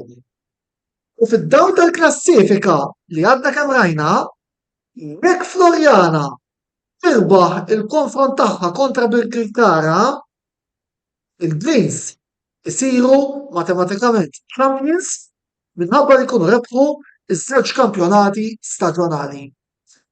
U d-domanda li jien għandi lejn Karl u Joseph at this point hija din. Għasbu li se jiġri nhar l-erba' jew ħanilagħbu naqra tal-avukat tax-xitan. Ser ikunu l-intenzjonijiet ta' bil-Kirkara għal din il-logħba meta tqis illi ftit tal-ġranet oħra Florjana bil-Kirkara tkun ukoll semifinali ta' trofi meċċejwed ħafna jien. Karl, ħanisma' minn għandek l-ewwel. Mistoqsija. Isma' jara, jien xorta hekk hija ħsieb tiegħi. Nemmen li taf xiex li biex jinħoloq is-suspans għandi feeling jien li il-kampjonat jiġġebbed ftit. Anka nemmen kwistjoni oħra jiġri hekk minħabba l-gate money. Possibbli wkoll. Jiena onestament Karl rali moħħi naqbel miegħu perfettament u naħseb raġuni li ħajjiġi kif qed naħsbu jiena u Karl hija illi l-forma tiġi kulħadd jgħid il-lallu kemm kien kampjonat sabiħ, il-lallu kemm kien bis-sens. Jiġifieri minn għandu forsi dubju fuq il-format naħseb iġibu on the side iġibuh jara ir-right side tal-format. Eżatt, u jekk ovvjament bil-Kirkara tirbaħ. Però Antonello, issa ħanejt xi ħaġa, issa hawn min forsi ħajħodni naqra ħażin, però naħseb il-fatt li l-bieraħ bil-Kirkara paxxew il-Furjana naħseb it say something jiena. Issa min irid jifhem x'qed ngħid. Issa Le, qegħdin niftehmu għalhekk qed jiena qed tfajdak il-kumment Joseph. Issa bil-Kirkara jew se ddaħħal lil Marsa Xlok Niema u Hamrun fil-pledu, jew inkella se tagħti il-kampjonat il-Furjana. U dik se tkun. Jiena ngħid lil Florjana kieku riedu din is-sena. Jiena li l-uniku qed li stajt erħilu bil-Kirkara. Imma jiena li l-uniku qed li stajt jonfilu da dorċere kif jgħid Italjan huma l-Ħamrun. Il-Furjana setgħu qataw il-kundanna b'mod sempliċi kienu jitilfu mal-ħibs. U hekk il-Ħamrun kienu jiġi esklużi awtomatikament. Imma mbagħad kien ikollhom tie oħra, il-famuża Zabbar Mosta. Ija ma mix-xorta daw kien jitlaq. Ismani kien jitilqu il-Ħamrun kien jitlaqhom l-ikbar salib li seta' jkollhom. Jiena li jekk kalkulaw ħażin il-Furjana, sorry. 100% hu. Ġifieri. Jiena ħanejt ħaġa. Jiena l-Ħamrun, knowing Portelli u knowing their strategy, ngħidlek kif ittieħed ċans bħal Kobra joħroġ. Jien hekk kont Florjan hekk kont inserraħ rasi. Issa ħamlu l-qumar sa xlok kontra xulxin u xek. Eżatt, Volder, da prattikament. Ġifieri il-ħamrun tritrebħa bil-fors. Eżatt. Ismani, jiena Jekk xejn għall-Ewropa, jekk jagħtu l-performance li taw il-bieraħ ħamrun, I'm sorry imma mhux qed narhom hemm. Però jiena naħseb bil-Kirkara has something in mind. Ma nafx. possibbli wkoll. Infatti għal minn forsi wkoll qed jistaqsi. Jekk Florjana jirbħu il-kampjonat l-erba' x'jiġri mill-Ewropa, Kummissjoni tal sa se domanda lill-amministratur ta' Malta Premier tawni din it-tweġiba. Mela, jekk għandek l-istess tim li ġi l-ewwel, eventwalment Florjana dis-sena, Kurijiet li jiġu t-tieni fl-opening ground wara t-top 6 illi huma Kirkara u min jiġi it-tieni f'dan il-każ tal-lum jieħdu Marsa Xlok, jiġu t-tieni u t-tielet. Issa biex jiġi determinant dan kollu, irridu jittieħdu l-punti tal-league phase f'każ li tib minnhom ma jkunx lab fit-top 6. Fil-każ ta' fuq, Kirkara jiġu t-tieni u Marsa Xlok jiġu t-tielet. Il-klassifika mbagħad tkompli skont il-klassifika tal-league phase. Jiġifieri s-sliema u l-bqusejn, jiġifieri hemm ukoll dan l-element ta' kontrakalkolu li jrid isir f'każ li Florjana jieħdu l-kampjonat, jiġifieri Kirkara ejja ngħidu għandha seq ġewwa l-Ewropa. S'issa. U jista' jiġri ħafna affarijiet min-naħa l-oħra Melita tista' tkun dannati għal playoffs fit-top 6, Nashor Lions skurjaw qabel il-ħin tal-mistrieħ kontra Gżira United, jiġifieri jekk naraw il-klassifika issa kif inhi wara l-gol tan-Naxxar Voldieri għandna din il-klassifika Sabbaru Hibs 21, Salvi Gżira u Naxxar 19, Balzan 16. Voldieri possibilment Balzan relegati mill-ewwel minħabba li daw ġew fil-postijiet ta' qabel tal-aħħar, jekk Balzan jibqgħu mal-aħħar tnej u Gżira jew Naxxar imorru għall-playoff kontra Melita biex jiġi determinat min se jiġi relegat. Jiġifieri għalhekk qedtilkom perjex li waħda la dala siena jew għal ipokritija f'dan il-kampjonat inkert. Mela, naħseb il-kapitlu futbol Malti eżawrejnieh, se mmorru għal waqfa qasira ta' riklami għawana il għaliex ser nibdew għannisu 40 minuta mimlija futbol internazzjonali biex lura bit-temi prinċipali ser ikunu il-kampjonat mirbuħ minn Liverpool u l-kriżi tal-Inter. U l-Koppa Italja. Eżattament. Jimur tal-main topics. Tibsaħsar tal-fuq bilan ukoll. Omana, 3 minuti kemm nagħtu tat-silma u nerġgħu niġu lura.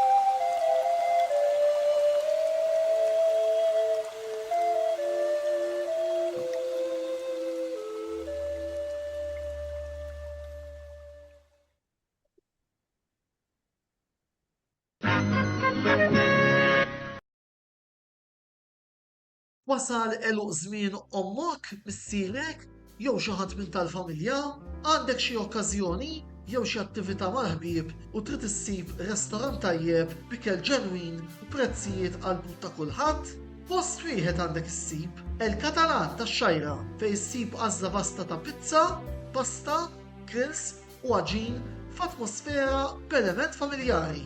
Għal bookings ċempel fuq 21 800 997 jew żur is-sit tagħna għal iżjed informazzjoni.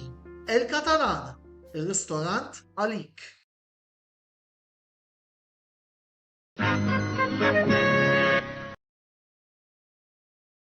Għand Michael's Butcher tal-Ħamrun issibu l-aqwa laħam ta' kwalità bi prezzijiet raġonevoli. Jippreparaw ukoll affarijiet homemade għal barbecues, festini u ikliet bħal burgers, braġoli, kebabs, laħam mimli, diversi kwalitajiet ta' salzett u ħafna iktar. Ikollhom ukoll fnik ta' Malta friski u laħam ta' żiemel. Mela żuru il-ħanut ta' Michael's Butcher li jinsab f'Misraħ is-7 ta' Ġunju 1919 fil-Ħamrun fejn kien qabel il-ħanut tal-Lumen 2000 u taraw bajnejkom li m'hemm ħadd taqwa minn Michael's Butcher tal-Ħamrun. Għal iżjed informazzjoni żuru l-paġna ta' Facebook ta' Michael's Butcher dan li jinsab il-Ħamrun jew inkella ċemplu fuq 2124 jew inkella 79047220.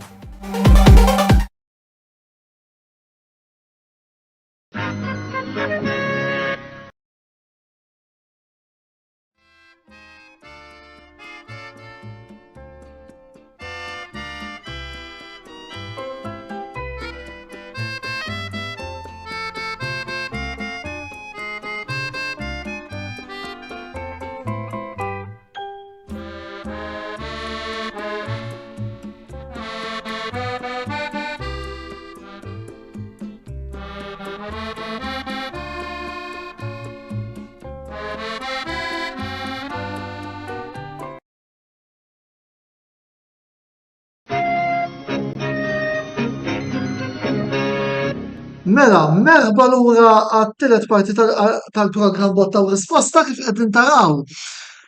Parti Joseph u Karl għandna mistieden speċjali għal fini ta' dil-ġimgħa li qed naraw dak il-floor Champions, Alexander Greenwald, amministratur ta' LFC Malta, partitarju ta' Liverpool, il-Champions il-ġodda tal-Ingilterra.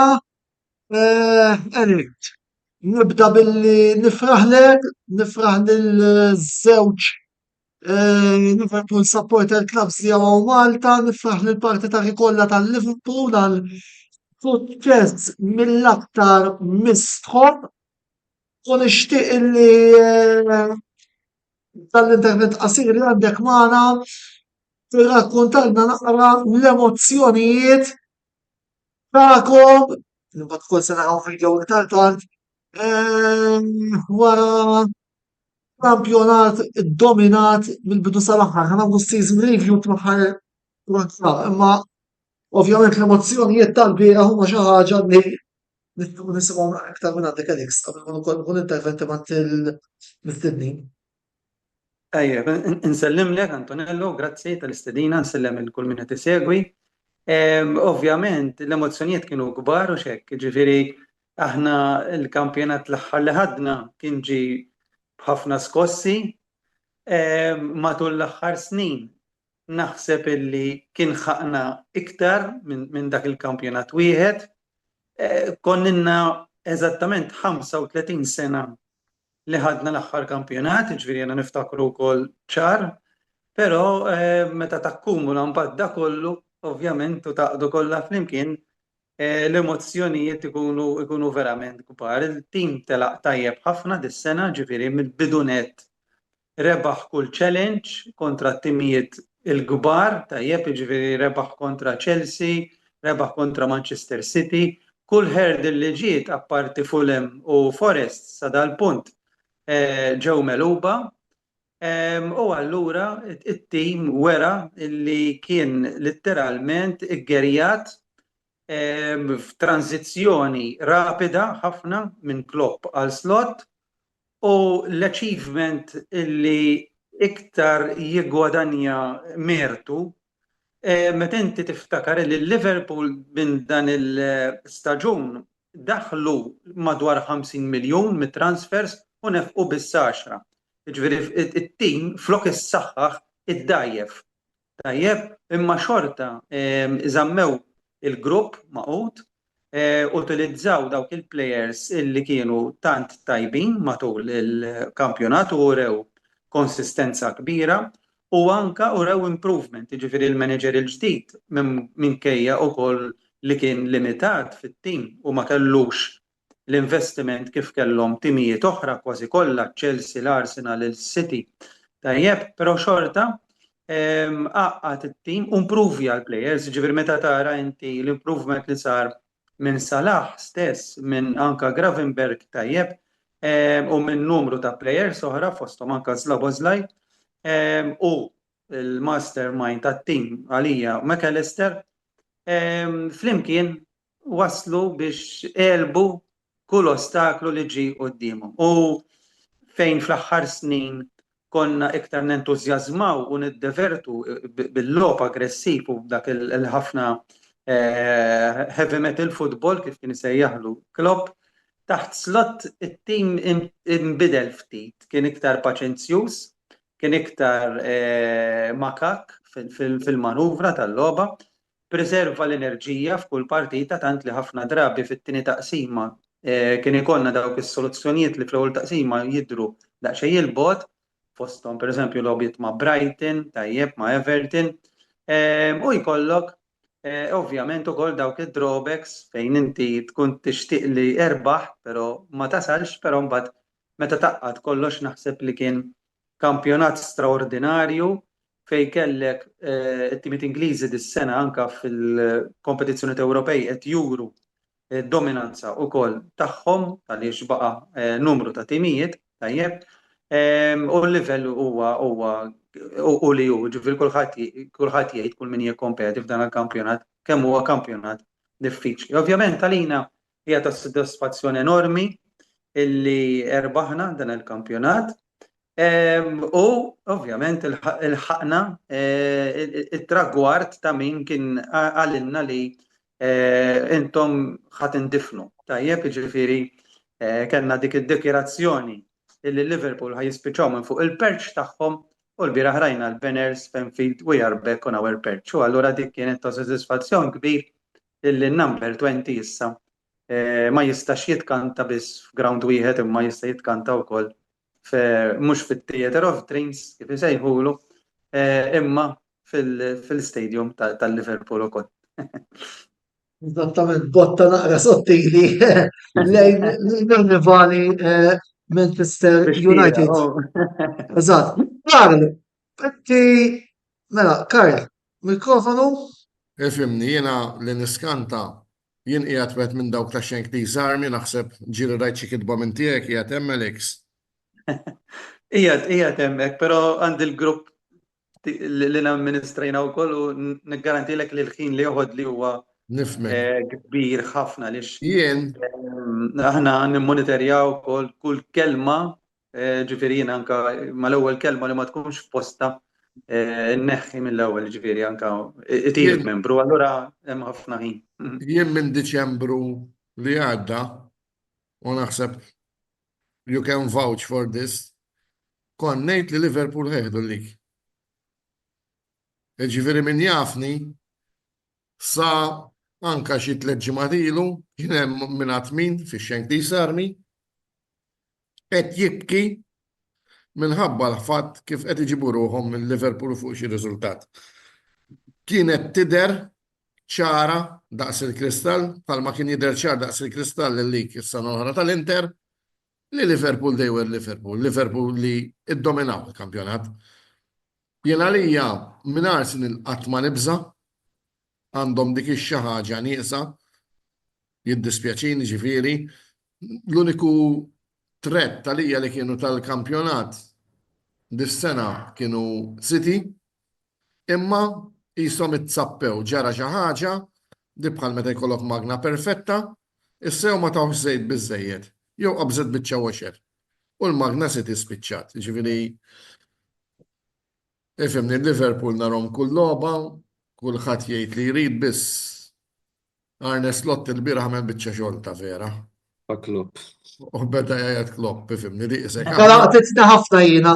Għala esma' miliex bil-rispett kollu jien għalija jekk Liverpool jiftaħru ħafna b'Shankly, jiftaħru coaches oħrajn, naħseb ħaqqu fejn fid-monument Klopp. U tistgħu tgħidu li għas-Slot rebħu rajt dibħal meta jien. Din missir ix-xik ta' Dubai. Għana twilet miljonarju. Jien naħseb ku anka morna aħna li aħna dilettanti jiena li Klopp bħala coach huwa immens. All right? Impoġġieħ fil-livell ta' għalkemm naftaw minn ma jaħmlu xu jdejqu, impoġġieħ fil-livell ta' Ferguson. Why? Huma dawk il-coaches artisti tgħidu li biex jireċ il-lejla. Meta jkollok pereżempju il-chiaroscuro sewwa tara lil Caravaggio sewwa iħalla dik l-imprint. Kif tara painting ta' Caravaggio tgħid din tiegħu. Imma meta tara l-Klopp bifimni, meta tkun tħobb il-futbol u tifhem fil-futbol ma titkellimx passjoni. Asfortunatament kultant hawn ċerti nies jasta jkunu jifmu ħafna fil-futbol, imma mbagħad meta jitkellmu about it jaqgħu aċċajt. Żewġ punti Karl biex inkompli naqra ma li qed tgħid inti. Il-kampjonat ma jintrebaħx billi inti toqgħod tpaxxi il-għajn, tajjeb jiġifieri fl-aħħar logħbiet il-Liverpool kellhom pressjoni enormi fuqhom u dik il-pressjoni mentalment ma ħlithomx jiżfukaw jew jipperformjaw kif ipperformjaw il-bieraħ pereżempju x'wara li marru minn taħt. Il-bieraħ il-Liverpool qalu isma' Hemmhekk taf li tingbir. Inti hemmhekk taf li tingbir. Jien pereżempju l-iktar logħba qatt impressjonatni f'ħajti kienet il-Manchester United. Simpatija lejhom m'għandhomx imma dew we have to admit it. Jien għalija il-grandezza tal-United x'għamlu. Qed jikħajk jikteb Bayern Munich dal-bniedem fuq it-tazza. Mela. Sew dawru final ta' Champions League, men. Hemmhekk u issa din l-istess sistema ħalli nkompli nżid u nagħtik raġun għall-istess argument, issa qed ninsġuh l-argument. Għamilha Klopp bil-Liverpool. Ekku. Aħna Karl li aħna partitari fanatiċi wkoll ħanejdu hekk speċjalment aħna tal-Liverpool. Inħossu li Klopp he was hard done by. U ħanejdlek għaliex. Dis-sena pereżempju ħareġ l-iskandlu ta' referee Kujt. Tajjeb, illi dana qal illi kien ġie rekordjat li ma jaħmilx lil-Liverpool. Tajjeb, issa dan kien referee li kien determinanti. Tajjeb, però nħossu anke meta nħarsu lura illi kien hemm episodi anke meta konna fi ġlieda ta' punt ma' City jew Go fejn kien hemm ħafna episodji illi lil-Liverpool aqsuhom ħafna. Jiġifieri x'irid ngħid illi Klopp meta għandu xjuri ħaqqu l-argument bejn supporters Liverpool tkun illi ħaqqu xjuri iktar milli wera, ġifieri minkejja li rebaħ kull trofi li teżisti mal-Liverpool qas konna nħolmuha tajjeb, irnexxielu jrebaħna l-World Cup dan bħala klabb. Imma inħossu li pereżempju l-episodji li ġraw is-sena l-oħra stess dak il-gowl ta' Diaz imħassar kontra Spurs li kien gowl u ħassruh bil-VAR b'kollox. Kellek dak il-handsball tal-Everton ta' Rodri meta konna indaqs għamlu fil-kaxxa mal-Everton u ma jtijolekx. Ġifieri kull deċiżjoni aħna anke l-bieraħ kulħadd jerġa' jsemmihom daw jgħidu isma' aħna vera llum erbaħna imma inħossu li ħaqna li erbaħna iktar milli erbaħna. Ġifieri daw it-tip ta' deċiżjonijiet iweġġaw bħala partitarju għax ovvjament tkun issegwi u tkun fanatiku. Imma tittaċċettom għalkemm inħoss li anka issa fl-aħħar l-Ingliżi pereżempju adottaw is-semi-automated offside. Tajjeb mela l-bieraħ il-gowl ta' Diaz li l-linesman raħ offside, imma l-sistema mbagħad ġabet ġustizzja għax il-gowl ma kienx.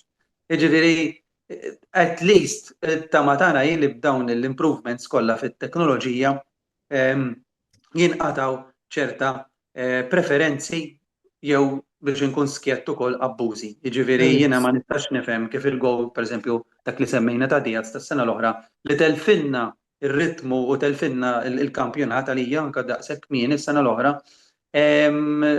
ma tistax ma semmihom xu ġifieri Jibqa' sorry tħadlek hekk. Rigward il-VAR, jien għalija il-VAR hija t-tmiem tal-futbol. Jekk għax aħna rridu naraw ġeneralment iġib, skużani tħadlek hekk, il-progress ngħidu li jġib regress.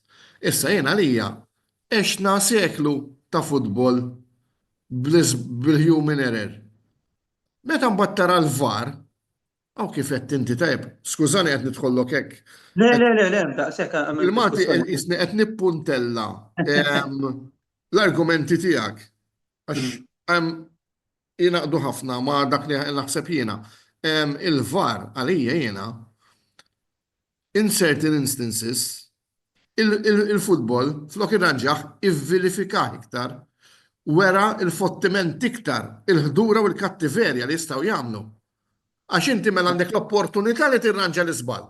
Le, tikkonferma żball isu il-futbol kif taqbad tgħid tlifnilu l-preġu tiegħu. Naħseb ma nafx Però jiena l-argument li mpoġġi kal jiena dan bħal meta jkollok karozza full extras u b'ħafna affarijiet. It-teknoloġija jiena nara, ġifieri m'iniex kontrija, nara xi ħaġa tajba. Pjuttost nara li inti titħaddimha sew. Ġifieri il-VAR rajniha f'World Cup minnhom dik li saret fir-Russja ħadmet b'mod perfett u dan snin ilu qed ngħidu. Ġifieri inti hemm ċert affarijiet li mhumiex human error. Tajjeb, ġifieri li inti gowl validu u ħassartu kif qed tgħid inti qed turi li hemm ċerta affarijiet. Biss ma nkunx kontra il-VAR jiena, ġifieri nkun kontra min qed iħaddimha ħażin. Għaliex l-għodda qed hemmhekk biex timpruvi. Issa llum il-kol nafu li l-futbol huwa industrija kbira immens u xek. Ġifieri hemm miljuni kbar vvotati fil-futbol. Anka rajna l-ammont li jiġi allokat għal Liverpool il-bieraħ li rebħu l-kampjonat, ġifieri hija somma fenomenali. U llum ma taffordjax ikollok żbalji arbitrali. Ġifieri jekk però referi għandu dik l-għajnuna, irid juża però tiġi użata b'mod tajjeb. Jiena in the end li nżomma Liverpool inħoss li t-teknoloġija favorija ġifieri għax inħoss li we were so hard done matul is-snin illi xi forma ta' ġustizzja jrid ikun hemm. Ġifieri meta għandek sistema ħadmet sew, pereżempju l-gowl tal-Liverpool tal-ewwel wieħed tal-bieraħ li kieku ma kienx hemm semi automated offside u VAR tħassar. Ġifieri u forsi inti kont ma tasalx biex iġġib id-dromba, ġifieri għax l-iskor mhux billi ġie 5-1 kif tiżvolġi l-partita mbagħad. Ġifieri naħseb illi in the end titħaddem sew, irid ikun hemm ovvjament ir-rieda li titħaddem sew, tajjeb. Imma meta għandek xi ħaġa li tista' tgħin għaliex le. Ġifieri fil-fatt anke l-bieraħ kien minnhom il-Liverpool they claimed xi 3 penalties f'azzjoni waħda. Meta terġa' tarhom tgħid le, ma kienx hemm qas wieħed minnhom. Ġifieri għax li huwa abjad. Tajjeb m'għandekx għalfejn toqgħod tipprova tieħu xi ħaġa li mhijiex tiegħek, però dak li hu tiegħek nemmen illi għandek tieħdu. Sewwa ġifieri. Mela, ċampjonat u wkoll din il-parti tal-Liverpool u għanet nsellimlek merħba lura lilek ukoll. Forsi xi ftit kummenti fuq dan it-trionf tal-Liverpool qabel ma nagħlqu dan il-kapitlu. Sellem lilek Antonello, sħabi u dak kollha seguna, ġejna lura fl-aħħar. Jiena segwejt l-aħħar biċċa, ħanaqbad fuq daw iż-żewġ argumenti. Ovvjament il-trionf tal-Liverpool nemmen li huwa wieħed meritat. Kienu l-iktar tim konsistenti fil-kampjonat Ingliż u naħseb li kulħadd jista' jikkonferma dan. Però fuq ta' Klopp u mhux Klopp. Jiena Klopp bena pedament b'saħħtu, però Slot kellu l-mertu li bena fuq dak li sab u komplejta jep it-tim minn kif kien taħt Klopp. Ġifieri li nagħtu l-mertu kollu l-Klopp tas-suċċess li kisbu Liverpool matul dan l-istaġun ma naqbilx magħkom għax jien nemmen li coach tajjeb għandu jara fit-tajjeb li hemm fit-tim li ħafideħ u jkompli jibni fuq dak li għamel Slot matul dan l-istaġun. Ġifieri semmejtu l-Ferguson. Jekk naraw x'ġaralhom il-United minn telaq Ferguson għalkemm kellhom skwadra b'saħħitha ħafna, però l-managers li ġew wara ħadd minnhom ma rnexxielu jibni fuq it-tajjeb li sabu. U ovvjament jiddispjaċini għal sħabi li jżommu ma' United, però dak li qed jgħaddu minnu huwa konferma ta' dan. L-aħħar ħaġa jien naqbel ma' Karl fuq il-VAR, ġifieri all out against il-VAR, fl-opinjoni tiegħi neħħa isbuħija li kellha l-logħba tal-futbol. Xorta għadhom isiru żbalji u polemiċi, jiġifieri naħseb li mingħajr il-VAR il-futbol ikun isbaħ. Però biex naraq dal-kapitlu ħalli m'għandhomx proset lit-tim tal-Liverpool, kampjonat mirbuħ b'mod mistħoq, il-opinjoni tiegħi huma l-iktar tim konsistenti, però ovvjament issa għandhom challenge kbira li jibdew jaħsbu għal replacement ta' ċertu players li għalkemm ġeddew il-kuntratt, però l-età qiegħda hemm u ovvjament meta tidħol f'ċertu età ir-rendiment tal-plejer jibda jnaqqas. Il-waqt li nirringrazzjaw lil Alex tal-intervent tiegħu f'dan il-parti tal-programm, il-bieraħ tlabt ukoll fiż-żewġ gruppi tal-Liverpool li qed ukoll membru fihom anke biex nippromuovi l-attivitajiet tal-Kamra Sportiva biex jibatulna l-videos tat-ċelebrazzjonijiet.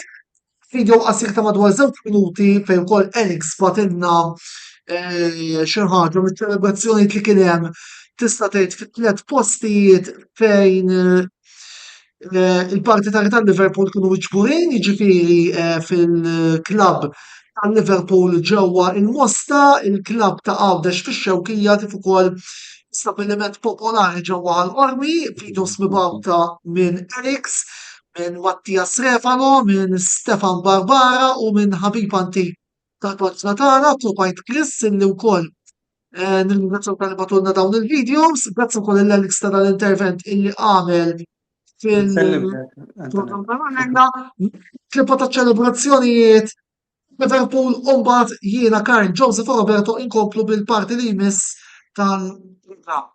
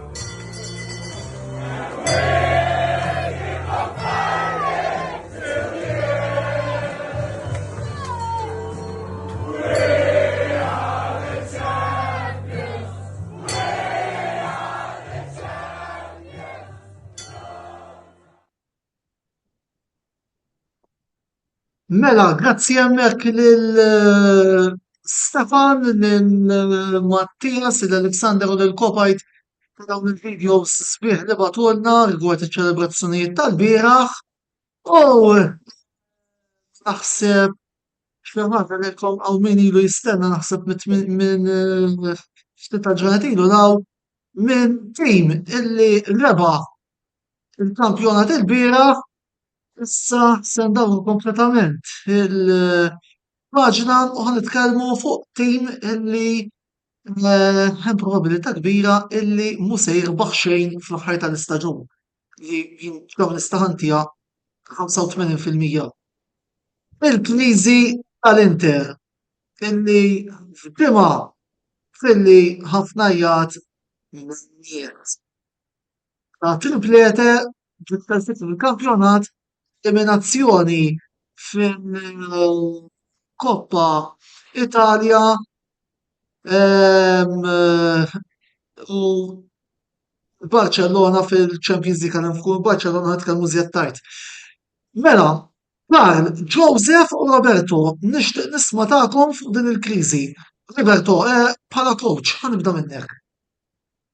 Mela, bħala coach, Inzaghi mar from hero to zero. Għalfej, għax filli kulħadd jgħid fenomeno u li ħajirbaħ it-trebil u kemm hu coach tajjeb. U f'daqqa waħda wara t-telfa wara l-gow ta' Orsolini, f'daqqa waħda tfaċċat il-kriżi ta' Inter. Issa, jien xorta nibqa' ngħid li Inter huma l-aħjar tim fl-Italja, ġifieri jiena li huwa bjeta bitu li jisfel iswed. Però naħseb l-Inter marfux ikollhom players replacement ta' ċertu players partikolari bħal Çalhanoğlu, pereżempju, jew fl-attakk. Fl-attakk l-Inter meta ma jilagħbux tajjeb ma' Lautaro jew Thuram jew ikunu mweġġajn jew disponibbli, l-attakk tal-Inter ma jiffunzjonax. U naħseb li in the long run dawn l-affarijiet qed iħallu effett tagħhom. Ovvjament tidħol ukoll element tal-fortuna, jidħlu ħafna elementi, il-forma tal-players u kollox. Ovvjament meta inti għandek tim li pratikament qed tilab dejjem bih kważi tbiddel xi element l-emmula u biex tagħmel ftit rotation, bl-ammont tal-għob li qed jilagħbu t-timijiet dal-aħħar, kif naslu f'dal istadju tal-istaġun tibda ġdieħla lejja u ovvjament taffettwa fil-performance tat-tim.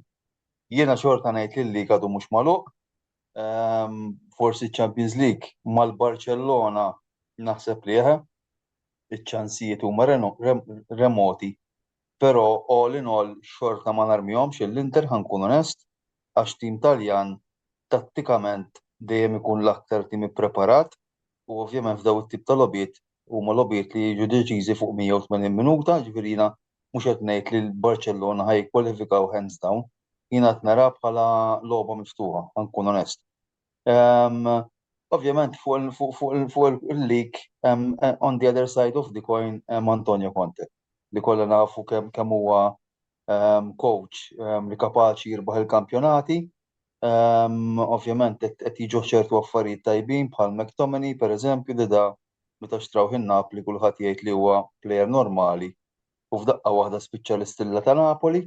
Xorta kif qedlek ma ngħidx li l-lig huwa magħluq, però ovvjament issa Napoli stalihom li jitilfu l-lig.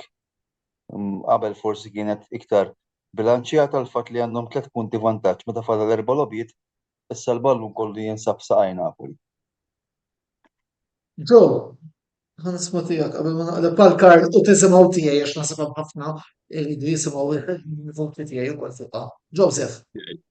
Le, jiena naħseb onestament ma noqgħodx nippunta subajja biss lejn Inzaghi. First of all, l-Inter il-min investiew, is-soċjetà tal-Inter Lottery, il-min investiew f'Jannar. Il-ħadd. Ġifieri, nemmen li Inzaghi kien hemm naqas żbalji. Ġifieri, però barra minn hekk tidduna li t-tim ta' Inter mhux is-sena l-oħra, din is-sena inti tittara ħaġa, mela. Magħna Antonello kellkom 5 logħbiet. Kliftu 3 u ġejtu 2 draw. Ma l-Juventus ma rbaħtux, ma Napoli ma rbaħtux, l-unika konfrontiet li rbaħtu kien mal-Atalanta. Ġifieri hemmhekk diġà tara li hemm xi ħaġa nieqsa fit-tim tal-Inter. Ġifieri, però barra minn hekk kien hemm ukoll Lautaro Martinez li din is-sena ma kienx żgur Lautaro tas-sena l-oħra. Jien eżempju ħansemmi fis-semifinali tal-Koppa Italja. Ġieħ dak iċ-ċans minn quddiem il-goaler u tafgħu floli.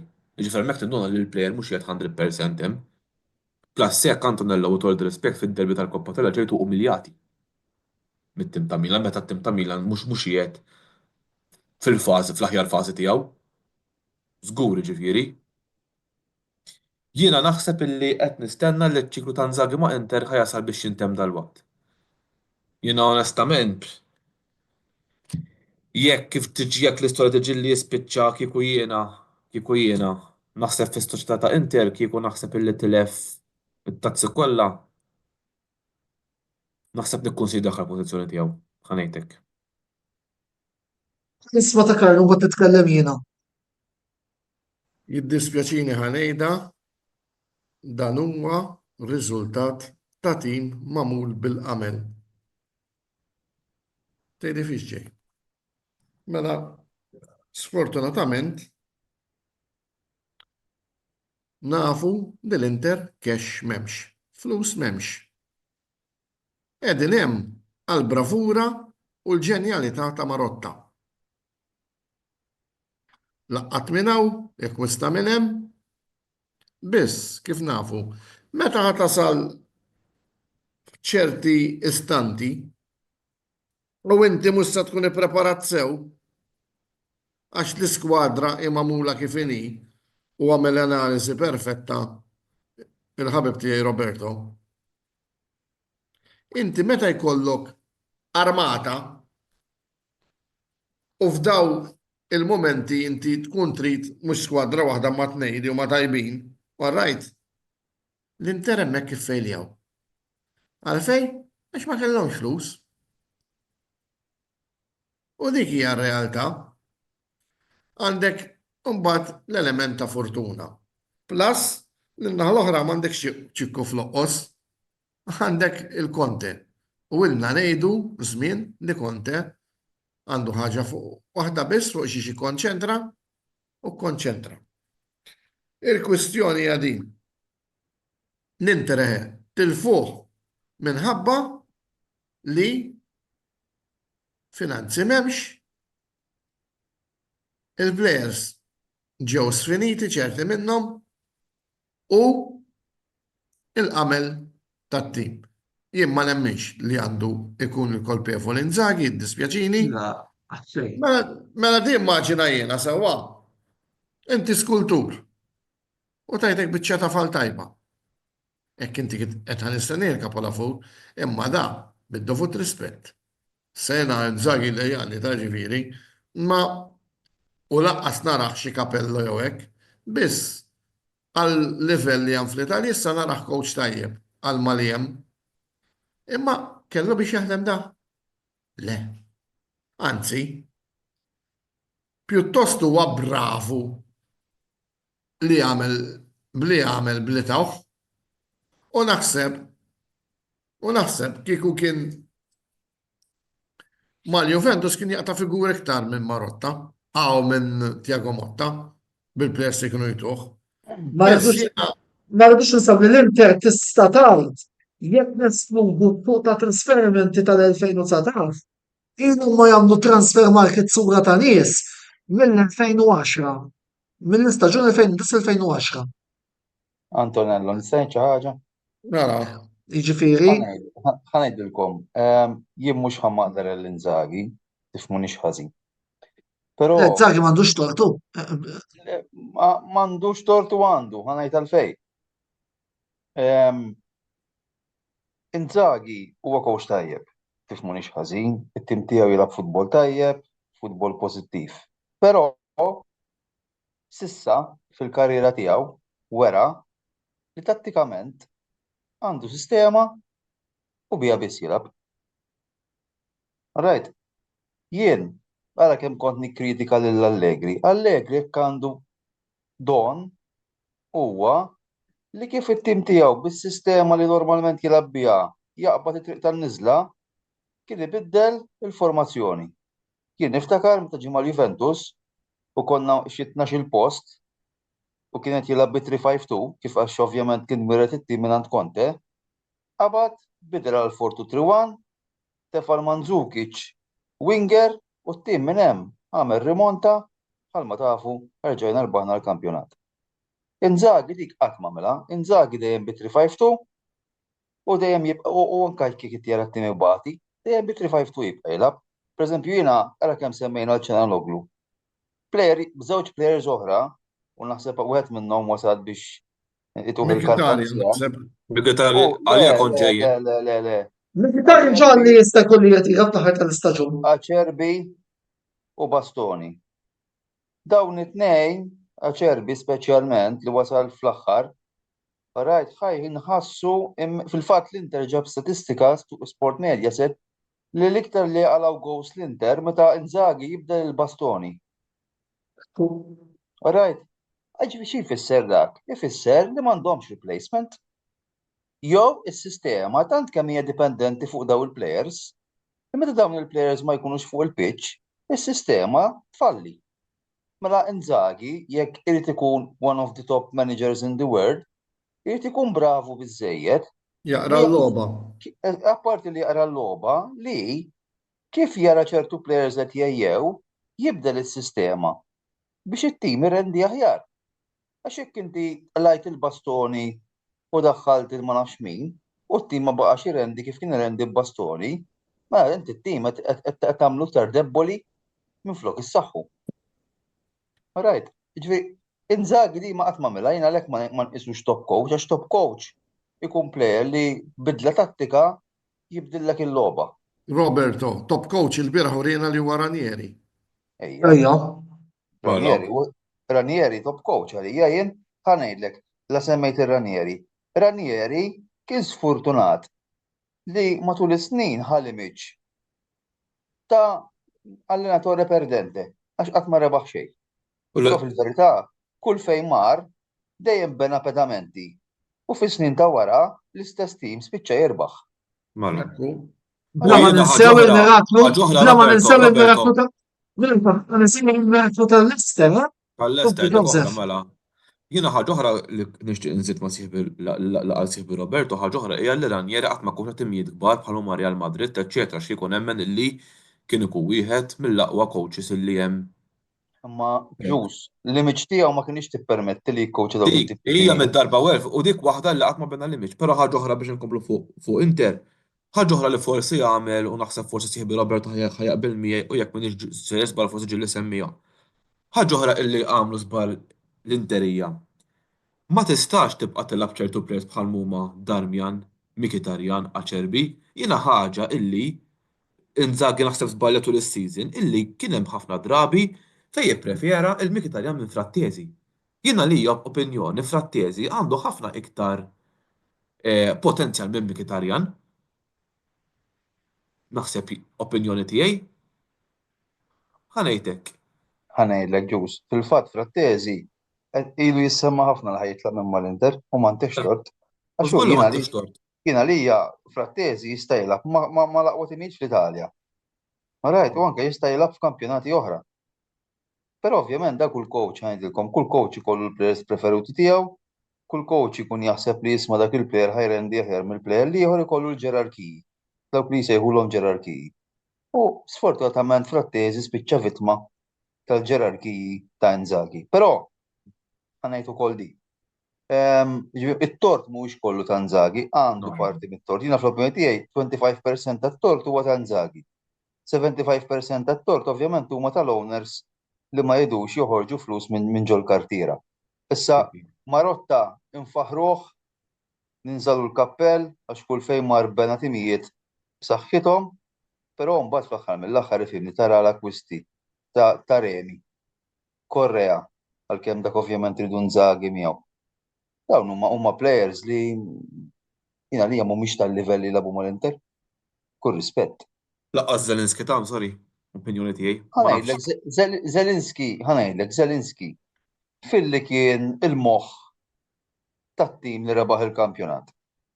U filli spiċċa da bil-qiegħda replacement ta' Barella. Anke self-confidence tiegħu tonqos plejer. U l-injuries, u tinsa fattur ieħor, l-injuries. Iva, filli da ikun il-moħħ tat-tim li ddomina l-Italja. U f'daqqa waħda spiċċa bil-qiegħda biex joqgħod jara l-Barella jilgħab. Issa Barella huwa plejer tajjeb kif mhuwiex ħażin. Ta' ġifieri imma tikun hemm ċertu bilanċ. Da u ħanejdlek l-Inter qed imorru għal ħafna players out of contract. U jien nemmen li plejer ta' xi wieħed li ammulaw jispiċċa out of contract mhux b'kombinazzjoni. Right, mhux b'kombinazzjoni għax jekk hu verament plejer tajjeb, il-klabb tiegħu ħajamel minn kollox biex ma jitilfux. Right. Jiġifieri Thuram qabel ġie mal-Inter Thuram kien normali. Ħadd l-ebda klabb kbir ma mara lih Thuram sploda mal-Inter. Right, għalkemm mhux dejjem huwa konsistenti, imma mill-bqija aqtal Çalhanoğlu. Dak plejer ta' veru li kien tajjeb mal-Milan u kompla jitjieb mal-Inter. Ġifieri hemm ħafna fatturi u ħanajdlek jien kif kont ngħid tal-Juventus. Il-Juventus rebħu 9 kampjonati infila. Right, ċiklu xi darba ħajasal fi tmiemu. Tkun kemm tkun rebbieħ, xi darba ħajasal anke dis-sena pereżempju Real Madrid. Mu ħajjieħdu xejn, zero. Right, iċ-ċiklu ta' Ancelotti spiċċa wasal fi tmiemu. U da, mhux għax il-plejer jikbru fl-età jew għax ma jsirux investimenti, anke relazzjoni bej fid-dressing room ma tibqax li tkun, ma jibqax ikun hemm dik l-armonija. Right? Real Madrid ġalhom pereżempju kif ġalhom il-Juventus meta ħadu Cristiano Ronaldo. Dis-sena ħadu l-Mbappe, taħ paga pagum żul minn hemm u x'ġara. Ditlejra, jibdew il-konflitti bejn il-plejers u ma l-armonija tispiċċa. In-nervożiżmu li der nhar is-sibt fil-final mal-Barcellona. Dik kien għalih Rudiger qattaw lir-referi, qattaw. Dik turi kemm hemmx armonija fid-dressing room ta' Real Madrid. Sempliċi. Right. U anke l-mod kif inqalgħu mal-Arsenal, ma tkellimniex fiha ovvjament ma konniex qed nagħmlu programmi, ma kif inqalgħu mal-Arsenal, l-Arsenal iddominaw ġol Bernabeu, iddominaw. Jew fl-Ilma Stadium lagħbu insomma. Right. Fejn qatt tistenna l-Arsenal jiddominaw ġo Spanja lir Real Madrid. Fejn qatt tistenni għadi. Jiġri da ċiklu spiċċa u anke ċiklu tal-Inter wasal fit-tmiemu. L-unika vantaġġ li hemm ngħiddi dal-argument li s'issa sal-lum ma jidher li hemm l-ebda tim li beda jibni ċiklu għax in-Napli jekk jitlaq Conte jerġgħu jispiċċaw tim normali. B'kull rispett lejn sħabi n-Naplitani. It-timijiet l-oħra Milan chaos, Juventus chaos, Atalanta jitlaq Gasperini l-istess jerġgħu jispiċċaw tim normali. Lazio kulħadd nafu fi fqedin. Roma l-istess. M'hemmx tim li tgħid tara t-tim issa ħejju post l-Inter u ħajibda Jien qed inħoss li Roma ħajkunu hawnhekk ma naqbilx miegħek. Lex Roma. Tarax kbir kal. Tarax kbir b'kull rispett ħanejdlek timijiet bħal Roma, Lazio, Fiorentina qatt ma jibnu ċiklu daw it-timijiet. Qatt. Tux għalih. L-istorja jekk tallimna. Right? Intom tim li darba kultant tirfu kampjonat and that's it.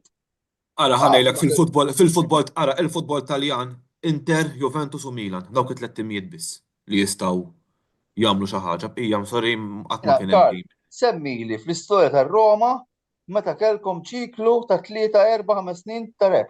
Semmili ċiklu hekk. Qatt. Le, nafhamu l-bot,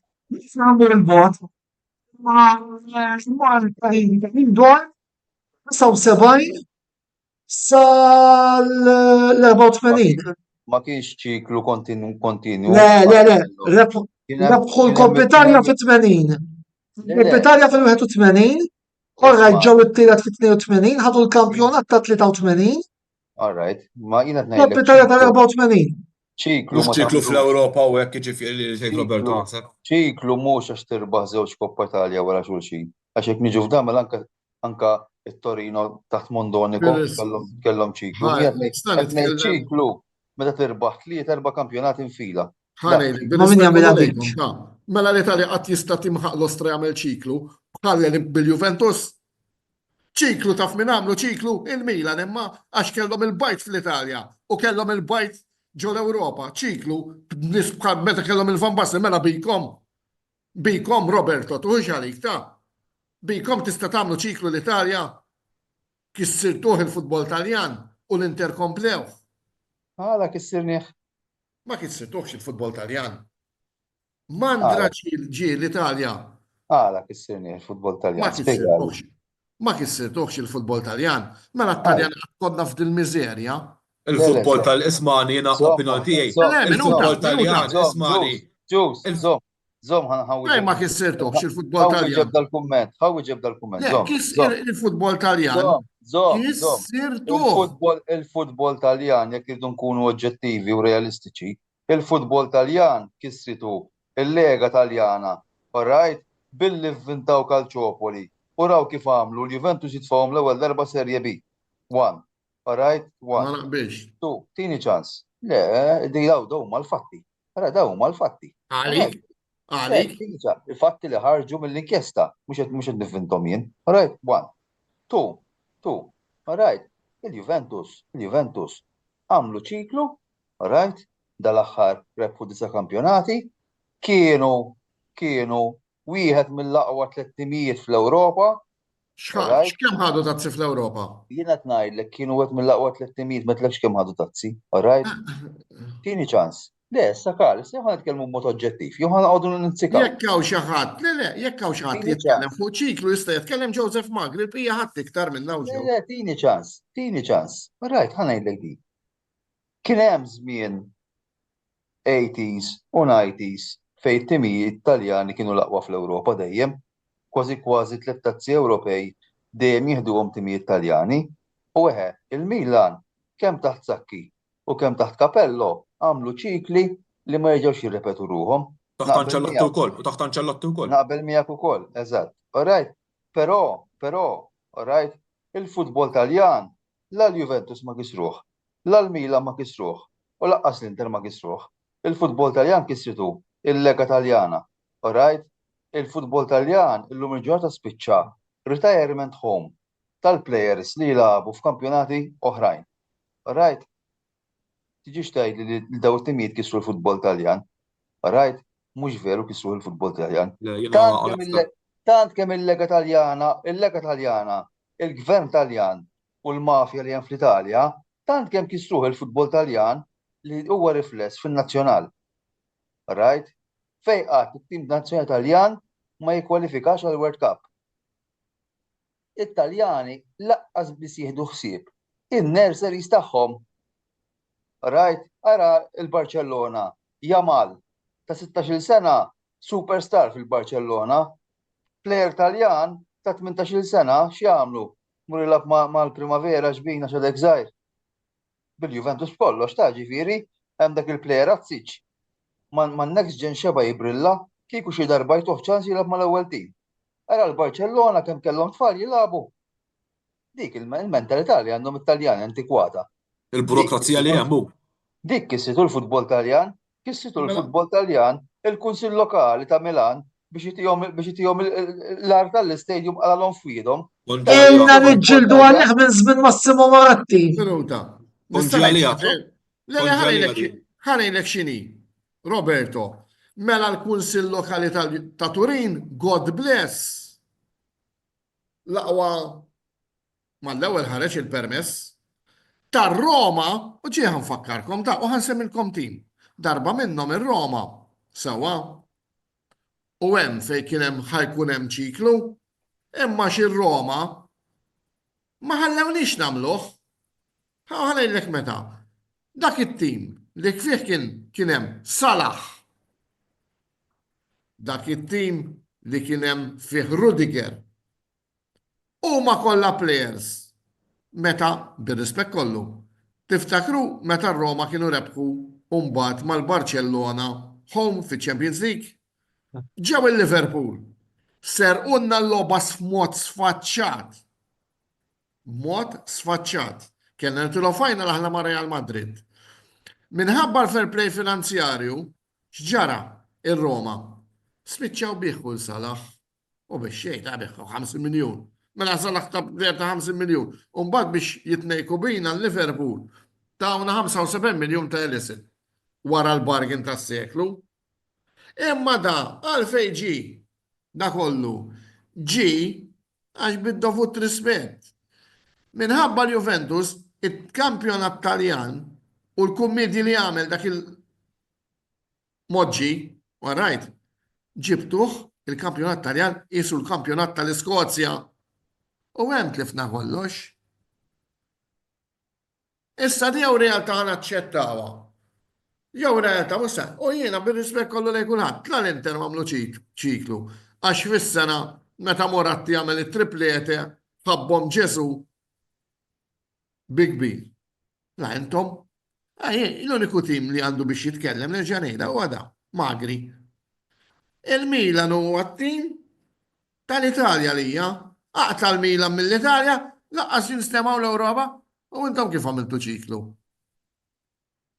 Iktar tliftu finance minn ma nafxiex. ċiklu ma jittilaw il-Milan, għadni konti fil-konotna Roma Missiri, ġowa tieni jgħatu erba l-Barcellona, u mux il-Barcellona dawta, il-Barcellona ta' Stoichkov, dak tim ta' ċiklu. Jow ikollok it-tlet Olandizi. L-osti għaxa t-semmi. Jew inkella jkollok il-Maldini nesta sjedor fu dawk. Efemni, Għan nitkellmu sura fuq l-affarijiet, jien minn missan id-għanejt, jien għalija l-Italja kum hemmx il-Milan m'hemm ħadd, issa romanist. Jien għan nitkellmu l-affarijiet, u jiddispjaċini il-Juventus, l-Italja bis-seqlem, u diċi ġifieri, il-Komune ta' Turin joħroġ ilkom il-permessek u ta' Ruma pallotta jibki, ta' x'timkenna aħna. Żarma wunna. Taqblu jew ma taqblux? Fuq ditar ara, jina ħanejt ħaġa, mela, l-ewwel ħaġa hija kif qed tajjeb inti Karl. L-Italja huwa pajjiż burokratiku għall-aħħar. Ma min iridu. Il-Milan ilhom żmien, però l-Milan ukoll jiena nagħti tort wieħed mill-idoli tiegħi huwa Silvio Berlusconi. Għala bis-saħħa politika li kellu ma kienx kapaċi jagħmel il-ground. U naħseb dak huwa żball li l-Milan għadhom ibagħtu sallum il-ġurnata. Ġifieri, issa to be fair, naħseb Calciopoli kull ma kienet kellit minn snin ġifieri kont bdejt insegwi l-futbol, jekk il-każ ma tantx ġifieri niftakru. Sew però jista' jkun illi kien hemm affarijiet illi jħallew effett ħażin fuq il-futbol Taljan fuq li ġara dakinhar. Però jiena naħseb illi jekk irridu nibdew nieħdu ħsieb il-futbol Taljan hija illi għandna noħorġu il-permessi tal-grounds ibqija maħniex ħanimxu il-qudiem. Jien ovvjament naqbel miegħek. Ruma taf kemm ilhom jitħabtu għall-permess tal-ground. Il-Milan xtraw l-art u mhux ħalhom jibnuha. Ir-Roma biss sara it-takeover biss dawru 3 snin. Ilhom 15-il sena r-Roma ta'. L-Amerikani xtraw ir-Roma biex jagħmlu l-ground, għax dik hija filosofija tagħhom. U l-Ingliżi biex saru kbar. Mhux bil-grounds. Bil-grounds. Imma le l-Italja l-Juventus biss taw il-ground u hemm li ninħaraq. Kif għax għandhom il-Kaljari? Għandhom ground isu kordin tal-ħibs. Le, zom. L-Italja mill-Juventus, Kaljari, Udinese u Atalanta kollha għandhom l-istadium tagħhom. Right. Il-problema l-Italja, apparti il-mentalità antikwata li hemm fil-futbol, hija il-politika u l-korruzzjoni li hemm imdawra mal-politika. Right. Dik hija l-ikbar problema li għandu il-futbol Taljan. Right. Jiġifieri jien mhux għax il-Juventus forsi, għandna nuża l-kelma forsi, kienu innovattivi way back fit-2008 u ddeċidew li jkollhom l-istadium tagħhom. Right. Issa bħalhom għamlu timiet oħra żgħar, it-timiet il-kbar minħabba burokrazija, politika u korruzzjoni qed isibu l-bsatem fir-roti. U sakemm ħajbqgħu b'din il-mentalità, il-futbol Taljan ħajbqa' jereq. Il-Rob taf kemm ilhom jibku għall-stadium. Iwa, mhux qed intik tort jien Karl. Imma m'għandhomx jaqsmu l-Juventus. Il-problema mhux il-Juventus. U ejja biex il-familja li għandha saħħa kbira l-Italja u kollox hekk jimxi domino. Imma żomm waħda. Right. Bħalma kien hemm il-familja Agnelli, kien hemm il-familja Berlusconi. Berlusconi wieħed kien mhux fil-familja ġifieri. Le, ma ġifieri hemm l-isem Berlusconi. Right, u dak kollu li kien iġib miegħu Berlusconi. Right. U fuq kollox ħajlek il-Juventus. Da, jekk jidu naraw l-istorja, il-Kunsill ta' Turin ippropona lill-Juventus u lit-Torino biex jagħti minnhom jixxi l-istadium. Torino ma kellhomx il-kapital finanzjarju biex jixtruh. U xtraw il-Juventus. Right, sempliċi. Ħanejdlek di oħra ma nifhimix jien. Qabbel Londra li hemm ma' 30 tim. U qabbel Milan jew Ruma. Rajt li għandek żewġ timijiet. Mela Londra 30 tim u kull tim għandu l-istadium tiegħu. Żgħir kemm hu żgħir u kbir kemm hu kbir. U Ruma u Milan żewġ timijiet magħrufin b'mod internazzjonali u daw bħaċwieċ. Jgħodu jaqsmu l-ground bejnietom. Biex tara l-mentalità kemm hija żwija. Sempliċi, m'hemmx tara. Jiena għalija dik hija l-raġuni ewlenija fejn il-futbol Taljan baqa' lura anke daw tat-television rights jippreferu jinvestulek l-Ingilterra u Spanja milli jinvestulek fl-Italja. U mbagħad it-timijiet Ingliżi bħalma semma seħibna l-ewwel. Ara x'ammont ħajjieħdu x'rebħu l-Premier League daw. Daw kollha flejjes biex jerġgħu jinvestu għas-season li ġej. Kemm il-tim Taljan avvanza fl-Ewropa? Wieħed. Sorry, ġemm il-Fiorentina. Ma' Conference League. Sena, minuta. Roberto, aħna dal-aħħar di li profa femni u di li tweġġa u għalhekk kont dak l-animu jekk kienaw tim li dal-aħħar u di li niprofa nifemmela l-Italja namlu l-fażullaġni. Imma fl-Ewropa serbaħna, final ser u għinna u dis-sena reġgħu għalajna b'deċiżjoni skabruża. Għax il-qjadem konnem fl-Ewropa ħna. Dal-aħħar żmien mill-konferenz li klaw taqblu jew ma naqblux. Mhux hekk kont tajbin fl-Ewropa. Imma għalfejn allura mhux fl-Italja. U jiena nemmen li bir-rispett kollu. Il-livell ta' futboljan fl-Ewropa huwa iktar għoli minn dak Taljan. Din Bobek Karl ismani, għalli ma ntawlux fuq dal-argument. Fl-Ewropa, alright, hija differenti milli tilab f'kampjonat. Għalfejn. Għax l-Ewropa l-ammont tal-logħbiet li tilab huma limitati.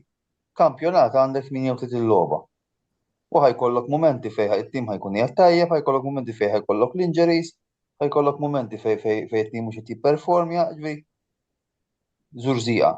Alright, fl-Ewropa għandek ċertu perjodu fejn tilab, alright, ovvjament jidħol il-lak bħal dejjem.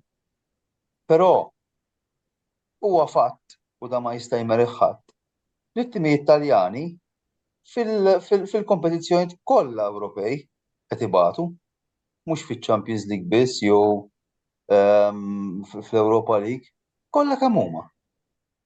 Dis-sena il-mera jekk kienu naraw il-livell tal-futbol Taljan, żewġ timijiet bi-storja mimlija suċċessi jinqalgħulek mal-PSV u mal-Feyenoord. Kampjonat Olandiż li laqqas huwa klassifikat mal-ewwel 7 fl-Ewropa. Tad-dinja, mhux għalhekk. Alright, però mbagħad ħanejdlek oħra u di u veru ħanalaqgħu issa. Il-klabs Taljani strateġikament qed jagħmlu żball li qed jkun ripetut sena wara sena wara sena. X'inhu huwa dal-iżball? Ikollok plejers jipperformjaw fil-kampjonat li huwa inferjuri, daw imorru jixtruh fid-dadija tal-mument li dal-plejer qed jipperformja fil-kampjonat Olandiż jew fil-kampjonat Tork jew fil-kampjonat Daniż, jonfqu balla flus, jiġilha fl-Italja u ma jingranax. Mela l-40 miljun li investejt fuq dal-plejer, f'temp ta' sekonda niżlulek għal 20 miljun, diġà tlift 20 miljun inti. Apparti l-problemi finanzjarji li għandhom it-timijiet Taljani. Kollha kemm huma, apparti n-Napli, biex in-Napli biss jagħmlu profitt. Alright, dawn huma kollha. Strateġikament, it-timijiet Taljani mhumiex jippjanaw la għall-preżent. U aktar għall-futur. Inti l-ewwel semmejt il-Juventus. Il-Juventus dis-sena mela, neħħejna l-Huijsen, neħħejna l-Sule. Alright, neħħejna Ballazar oħra. X'ġara? Huijsen f'daqqa waħda nbeħħejnieh 14 miljun. Issa mġdida biex jixtruh għal 50 miljun. Ara xi profit ħajamlu l-Bermit fuq staġun wieħed. Għalfejn? Għax Ġuntoli jipprefera jdaħħal 14 miljun biex jagħmel plusvalenza. Biex imbagħad ma nefaq 27 miljun fuq Kelly. Li laqqas ma' tim li ġej ta' relegazzjoni fl-Ingilterra ma kien jilgħab. Alright, biex tara strateġikament kemm qed jippjanaw it-timijiet Taljani. Mela, grazzi Roberto ta' dan l-intervent tiegħek, grazzi l-Karl, grazzi l-Dosic, għandna nkomplu iktar mal-ħin skad kien hemm xi temi oħra mazza ser jkunu ħajġilhom videos relatati matul il-ġimgħa wkoll biex ukoll natu ċans kulħadd jgħid tiegħu fuq is-suġġetti kollha li kellna.